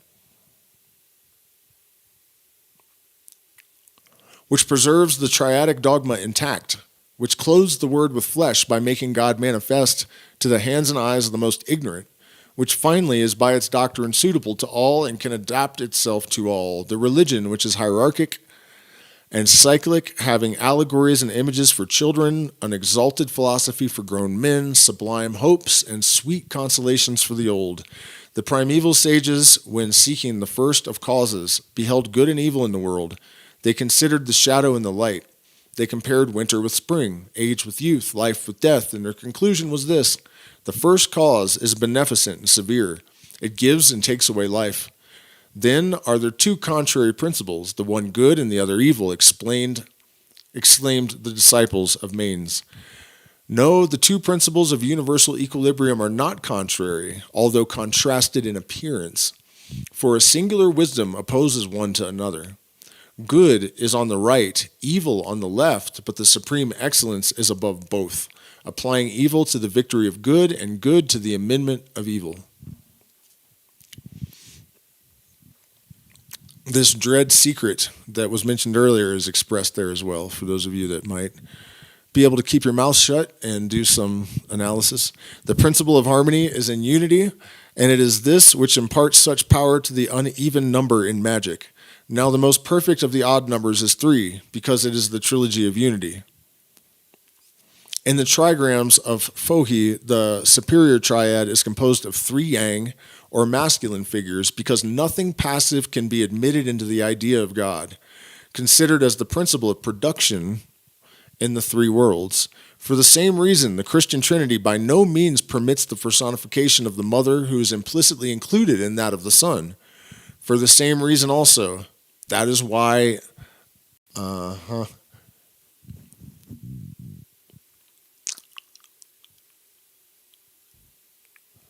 never thought about that before.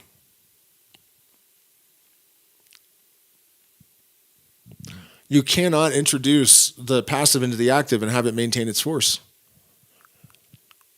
They're nothing without each other, but you cannot manifest, personify the mother for this reason. That's the symbolical logic. For the same reason also, it is contrary to the laws of hieratic and orthodox symbology to personify the Holy Ghost under the form of a woman. Woman comes forth from man as nature comes forth from God. So Christ ascends himself to heaven and assumes the Virgin Mother. We speak of the ascension of the Savior and the assumption of the Mother God. God, considered as Father, has nature for his daughter. As Son, he has the Virgin for his mother and the Church for his bride. As Holy Spirit, he regenerates and fructifies humanity.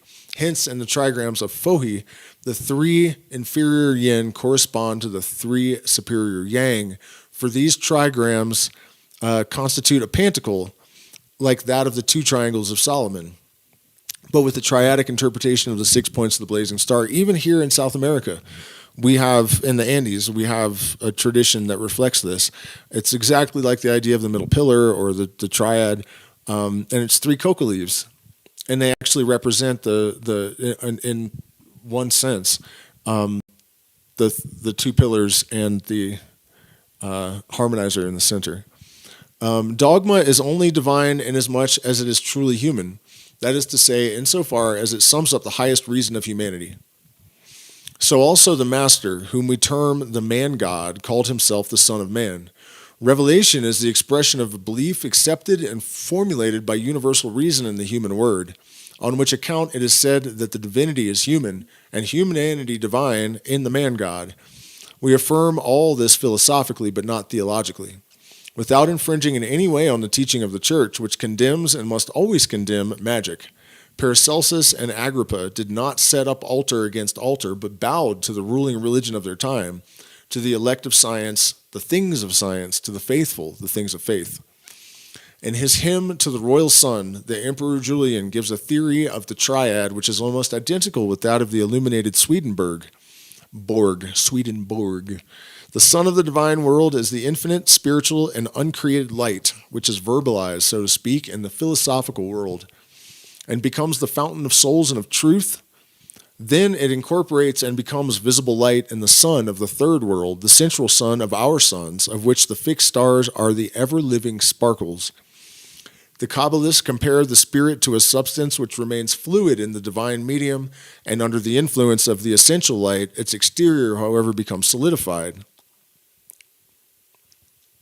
Like wax, when exposed to the air in the colder realms of reasoning or of visible forms. These shells, envelopes, petrified or carnified, were such an expression possible, are the source of errors or of evil which connect with the heaviness and, I forgot to blow that back up before I started reading again, and hardness of the animal envelopes. In the book Zohar and in that of the Revolution of Souls, perverse spirits or evil demons are never named otherwise than as shells, cortices. The cortices of the world of spirits are transparent, while those on the material world are opaque. Bodies are only temporary shells, whence souls have to be liberated, but those which in this life obey the body compose for themselves an interior body or fluidic shell, which after death becomes their prison house and torment until the time arrives when they succeed in dissolving it in the warmth of the divine light, towards which, however, the burden of their grossness hinders them from ascending. Indeed, they can do so only after infinite struggles and by the mediation of the just, who stretch forth their hands towards them. During the whole period of the process, they are devoured by the interior activity of the captive spirit as in a burning furnace. Those who attain the pyre of expiation burn themselves thereon, like Hercules upon Mount Etna, and so are delivered from their sufferings. But the courage of the majority fails because this ordeal, which seems to them a second death more appalling than the first, and so they remain in hell, which is rightly and actually eternal. But therein souls are never precipitated, nor are they ever retained despite themselves. If you guys follow that, it basically just means like until you wake up, you're in hell. The three worlds correspond together by means of the 32 paths of light, which are the steps of the sacred ladder. Every true thought corresponds to a divine grace in heaven and a good work on earth. Every grace of God manifests a truth and produces one or many acts. Reciprocally, every act affects a truth or falsehood in the heavens, a grace or a punishment. When a man pronounces the tetragram, say, the Kabbalists, the 9 heavens sustain a shock, and then all spirits, tetragrammaton it should say, and then all spirits cry out one upon another, who is it thus disturbing the kingdom of heaven? Then does the earth communicate unto the first heaven the sins of the rash being who takes the eternal name in vain, and the accusing word is transmitted from circle to circle, from star to star, and from hierarchy to hierarchy. And so one of the things that's a reference to is that the tetragrammaton is not actually a 4-letter word. It conceals the true name of God. And the other version of this is that if it was spoken, it would destroy the universe. So it's not necessarily just about offending angels. That's where we get the 4-letter word as a curse word from. And it's kind of a misapplication of the idea. It's not just any 4-letter word. It's specifically trying to pronounce the true pronunciation of the name of God that's concealed by the tetragrammaton. Every speech possesses 3 senses. Every act has a triple bearing. Every form a triple idea. For the absolute corresponds from world to world by its forms. Every determination of human will modifies nature, affects philosophy, and is written in heaven. So modifies nature, entanglement, consciousness, at least our cognition is definitely tied to entanglement at this point, entangled particles. And so if you think, move, fart, whatever you do, there is a response under the wiring under the board in the entire universe. And it's written in heaven because information is not lost at the level of the quantum, right? So everything you think, everything you say, everything you do is written in eternity, and it will never go away. There are therefore two fatalities, the one resulting from the uncreated will and its accord with wisdom, the other from created wills according with the necessity of secondary causes and their correspondence with the first cause. There is hence nothing indifferent in life, and our apparently most simple resolutions frequently determine an incalculable series of benefits or evils. Above all, in these affinities of our diaphony with the great magical agent, as we shall explain elsewhere. The triad being the fundamental principle of the whole Kabbalah or sacred tradition of our fathers was necessarily the fundamental dogma of Christianity, the apparent dualism of which it explains by the intervention of a harmonious and all-powerful unity. Christ did not put his teaching into writing, and only revealed it in secret to his favored disciple, the one Kabbalist, and he a great Kabbalist among the apostles. So is the Apocalypse the book of the gnosis, or secret doctrine of the first Christians, the key of which doctrine is indicated by an occult versicle of the Lord's Prayer, which the Vulgate leaves untranslated. While in the Greek rite, which preserves the traditions of St. John, the priests only are permitted to pronounce it. This versicle, completely Kabbalistic, is found in the text of the Gospel according to St. Matthew, and in several Hebrew copies, the sacred word malkut substituted for keter, which is its Kabbalistic correspondence and the balance of Geburah and Chesed, repeating itself in the circles or heavens called aeons by the Gnostics, provide the keystone of the whole Christian temple in this occult versicle. One way to understand that reference of the interchangeability of Keter and Malkut is that Keter is the light, and the light crystallized in matter in Malkut. But Malkut is in Keter, and Keter is in Malkut, but after another fashion, according to one of the great rabbis of the mystical Kabbalistic tradition. And what that means is that matter's light in a standing wave, and light has a physical basis, the oscillating wave, right? So it's sort of ephemeral, but it does have a photon, which may or may not really be physical because it has no mass, but it has a shape, and the oscillating wave is a physical thing, so it has as its basis Malkut, right? And then at the end of time, according to this model, the matter reintegrates into the light, and so they switch places to an extent, and that's what that's about. It has been retained by Protestants in their New Testament without their recovering its lofty and wonderful meaning, which would have unveiled to them all the mysteries of the Apocalypse. But it is a tradition in the church that the manifestation of these mysteries is held over to the last times. Malkut, based upon Geburah and Chesed, is the temple of Solomon having Chakin and Boaz for its pillars. It is the Adamic doctrine founded for the one part on the resignation of Abel and for the other on the labors and self-reproach of Cain. It is the equilibrium of being established on necessity and liberty, stability and motion. It is the demonstration of the universal lever sought in vain by Archimedes, a scholar whose whole talents were employed in being obscure, who died without seeking to be understood, resolved this supreme equation discovered by him in the Kabbalah, and was in dread of its source transpiring if he expressed himself more clearly. In other words, he didn't want to get caught for messing with this stuff. We have seen one of his disciples and admirers most indignant, perhaps in good faith, at the suggestion that his master was a Kabbalist. But we can state, notwithstanding, to the glory of the same learned man, that his researches have appreciably shortened our work in the occult sciences, and that the key of the transcendent Kabbalah, above all, indicated in the arcane versicle recently cited, has been skillfully applied to an absolute reform of all the sciences in the books of Hone Ronsky. The secret virtue of the Gospels is therefore contained in 3 words, and these 3 words have established 3 dogmas and 3 hierarchies, all science reposes upon three principles, as the syllogism upon three terms. There are also three distinct classes, or three original and natural ranks among men who are called to advance from the lower to the higher. The Jews term these three series or degrees in the progress of spirits Asaya, Yetzirah, and Beriah. The Gnostics, who were Christian Kabbalists, called them Hyli, Psyche, and Gnosis. By the Jews, the supreme circle was named Atzilut, and by the Gnostics, Pleroma. In the tetragram, the triad, taken at the beginning of the word, expresses the divine copulation. Taken at the end, expresses the female in maternity. Eve has a name of 3 letters, but the primitive Adam is signified simply by the letter Yod, whence Jehovah could be pronounced Yeva. And this point takes us to the great and supreme mystery of magic embodied in the tetrad,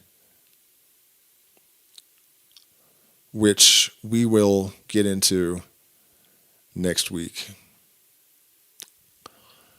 Damn, y'all. All right, let me get out. And fix up my pretties.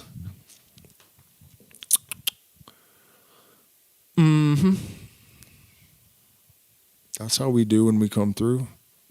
What am I doing here? Put this here. And diggity this there. And bring this diggity down here. There we go. Bigger. One pill makes you larger, and the other makes you small. And the one that mother gives you doesn't do anything at all. All right, guys. Do we still have a people's Toa? Yeah, I had a feeling we were going to lose some folks with all that. I'm reading Prometheus Rising by Ra Wilson. It's complex, but tampering with one's reality tunnel seems doable. Yeah, Robert Anton Wilson is absolutely one of my heroes. If you haven't seen the video I made, the tribute to him, I think it's worth watching. Super good. It's just a bunch of quotes strung together with music and images. Do you indulge in the good, sir? I don't know what that means. Publicly available PDF? Yeah, it's... Just any occult work that you need, just type it in the Google and with Internet Archive, and they're all there.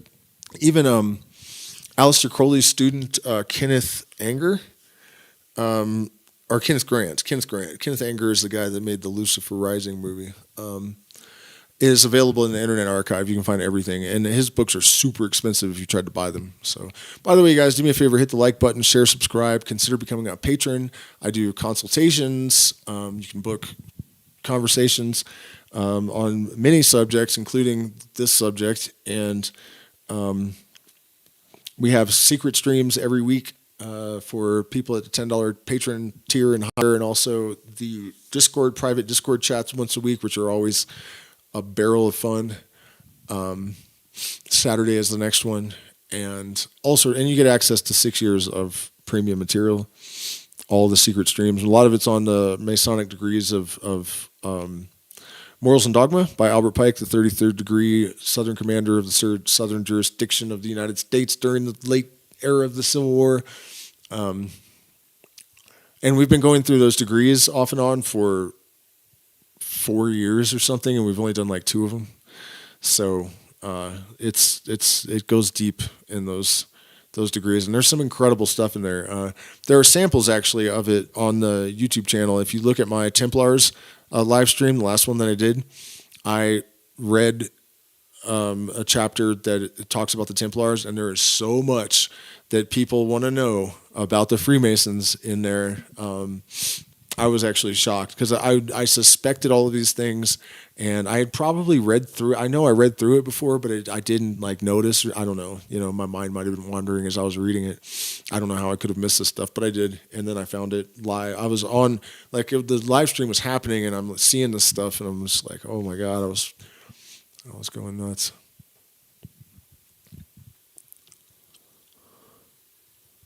All right, let's see here. Well, I don't see any questions or subjects suggested, so I'm going to check out then. And this will be available. I'll leave it up, but for a few days, and then when I take it down, there'll be an edited version, and I'll probably add some stuff, pictures of things that he mentioned and little explanations of this and that. And I'll just do each chapter as a separate video. It's going to be a tremendous amount of work, and I'm demonetized. That's another reason to support the channel, because I cannot do these hours and hours and hours of work unless I get some kind of compensation for it. So if you want this to keep happening, you got to support the channel, because YouTube is not going to do it. So thank you guys so much for spending this time with me. Please hit the like button, share, subscribe, consider becoming a patron. There are options to support in the chat, and I will see you in a couple of days. I actually just had another conversation with a different AI trying to flesh out this idea of finding a quantum function, a physical basis for the universal mind. And I think I maybe have pinpointed what it is. I know where it is, and the thing that I intuited would be the thing that does the thing that I was intuiting that it does, even though I had no idea what it was. The Calabi-Yau structure does exactly the thing that when I saw it, I was like, that's part of this, And so I've been doing all this work with it, and basically the Euler formula and the Fourier transform and the Calabi-Yau structures. I mean, you guys are going to have to watch this to understand. It's going to be absolutely mind-blowing. What is the number 9? Number 9 is the number of truth. It is the number of illusion. It is both things.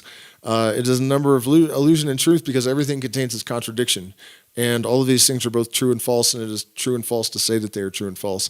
Almost all of, like, the distance from here to the moon and the circumference and several other aspects of it all reduced to 9. And in the Kabbalistic system, it is the 9th Sephirah. So... it reflects things, and when things are reflected in a mirror, what happens? They're reversed, right? So 6 is the number of the sun, 9 is the number it's flipped over, it's inverted. But 9 is also the number of truth, because any multiple of 9 reduced again becomes 9. So the truth is always the truth. The truth is self-substantiating. The truth creates itself. You know what I mean? So in gematria, for example, there's different types. There's temera and other forms of gematria, aside from just adding words and phrases and putting them together to find other connected things. And one of those is to find a word or a phrase and then multiply it by 9 in order to get to the essence of it, right? Jesus, Messiah, and serpent all add up to 666 when multiplied by 9 in gematria. So that's an example of that.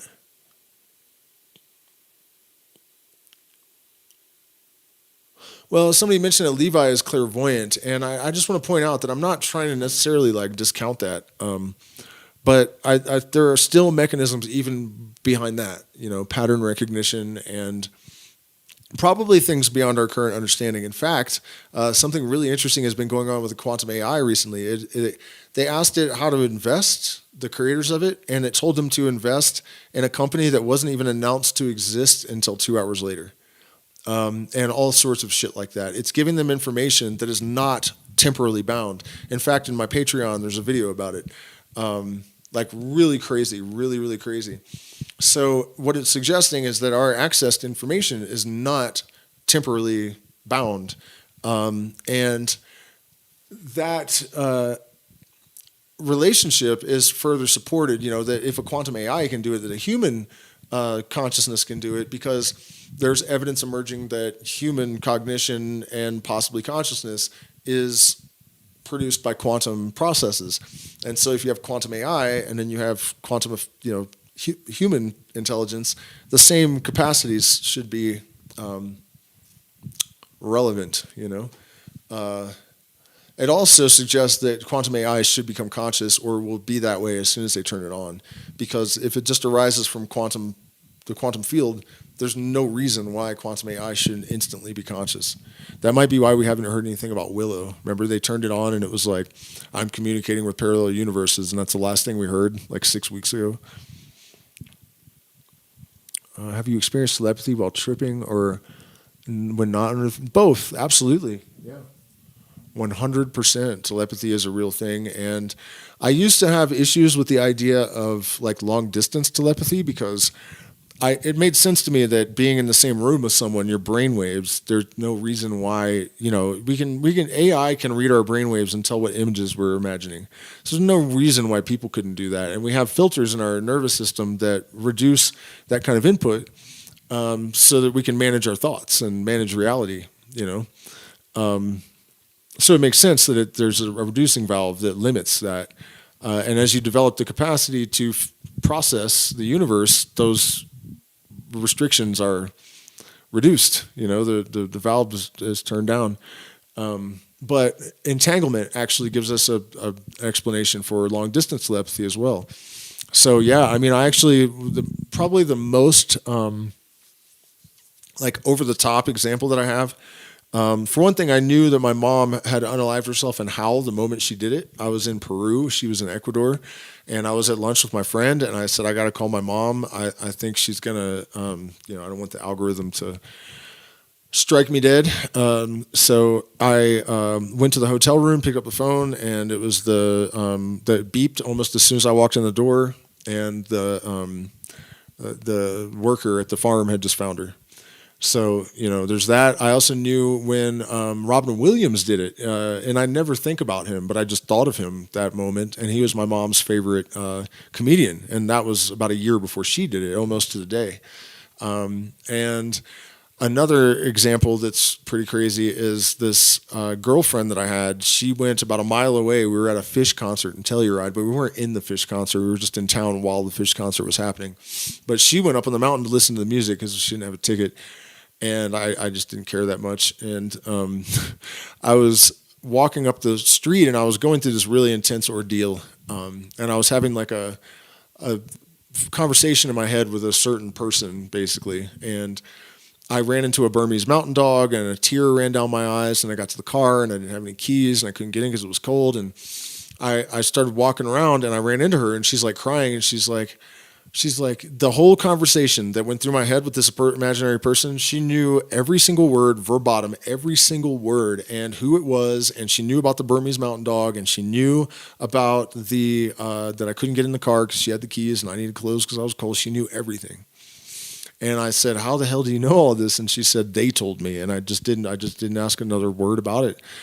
We had eaten like 3/4 of a gram of, like a little tiny bit of mushrooms. And that helps because it brings those filters down. Also, Enrica and I do it pretty regularly. She was down here and I was in the States when we hadn't even kissed yet. Like there was no real relationship. I thought, like, I wonder what she thinks of marriage, and my phone beeped, and she's like, I think I'm starting to think about marriage differently. She sends me this text. One night we had a dream that we were chopping up the neighbors. We had a dream, right? And it wasn't bloody, but it was weird. It was almost like they were wood or something. They weren't wood, but they didn't bleed or anything. And it was like it was normal. We were just like splitting the neighbor wood and piling it up. She wasn't there, though. And when I woke up, she goes, man, I just had the weirdest dream that I was chopping up the neighbors and stacking their body parts like firewood. And so would I. Exactly the same, So for sure, both in altered states and not. And with ayahuasca, it happens constantly, and very highly specific. I mean, I've told these stories a million times on the channel, so I hesitate to do it again, but the shaman that I learned from, he knew that I was thinking about seeing my partner for the first time and thinking this voice saying she will have your babies, the Pachamama narrator, and I was thinking about that, and he goes, the first time I saw my partner, I thought she will have my babies. And I was like, what the hell? We weren't on ayahuasca either. We were just on the bus on the way to the jungle. And then another time I was seeing through my forehead and I had my eyes closed and I didn't even notice at first that my eyes were closed and a mosquito landed on my forehead and bit me. And I realized I'd watched the mosquito land. And then when it bit me, I realized it was real and that I had my eyes closed and I had watched it land. And I was like, wait a minute. So I sat up and I started moving my hands around in front of my face and I could see my hands tracking correctly. And I got up and walked around the deck and I could see where everything was and I could reach out and things were where they were supposed to be. But I was thinking, could my mind recreate all this and maintain the spatial dimensions and everything from memory? And the answer is yes, probably.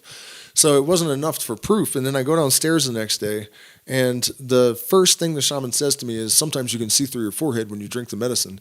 So I go home and I look it up. Is the pineal gland connected to the neovisual cortex and does it have rod and cones? And it is. And so also, if you consider that the pineal gland is associated with the sixth sense, the fact that it was activated and could see so well, activating your third eye, you know, people talk about that. It's real. And yes, DMT will do it. And then if you drink ayahuasca a lot, you kind of retain the ability. Like, I pick up people's thoughts all the time. You know, when I meet someone, I don't know all the details about them, but I know them, you know. Like, when we meet, we're either as good of friends as we're ever going to be on my end, or we're not, because I know instantly what it is, you know. And that's not entirely from taking ayahuasca, but it definitely has increased that capacity.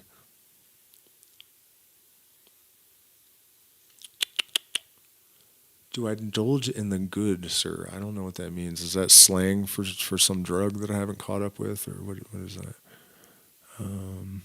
I appreciate you too, Rig. Okay, yeah, but it's 11:19. I've been talking for 2.5 hours. My butt hurts. I'm going to start doing these longer, but I need to put a pillow on my chair. 93 views so far, and 1333. Man, I wish you guys could see this, because you know how this whole thing was about putting unity with 3?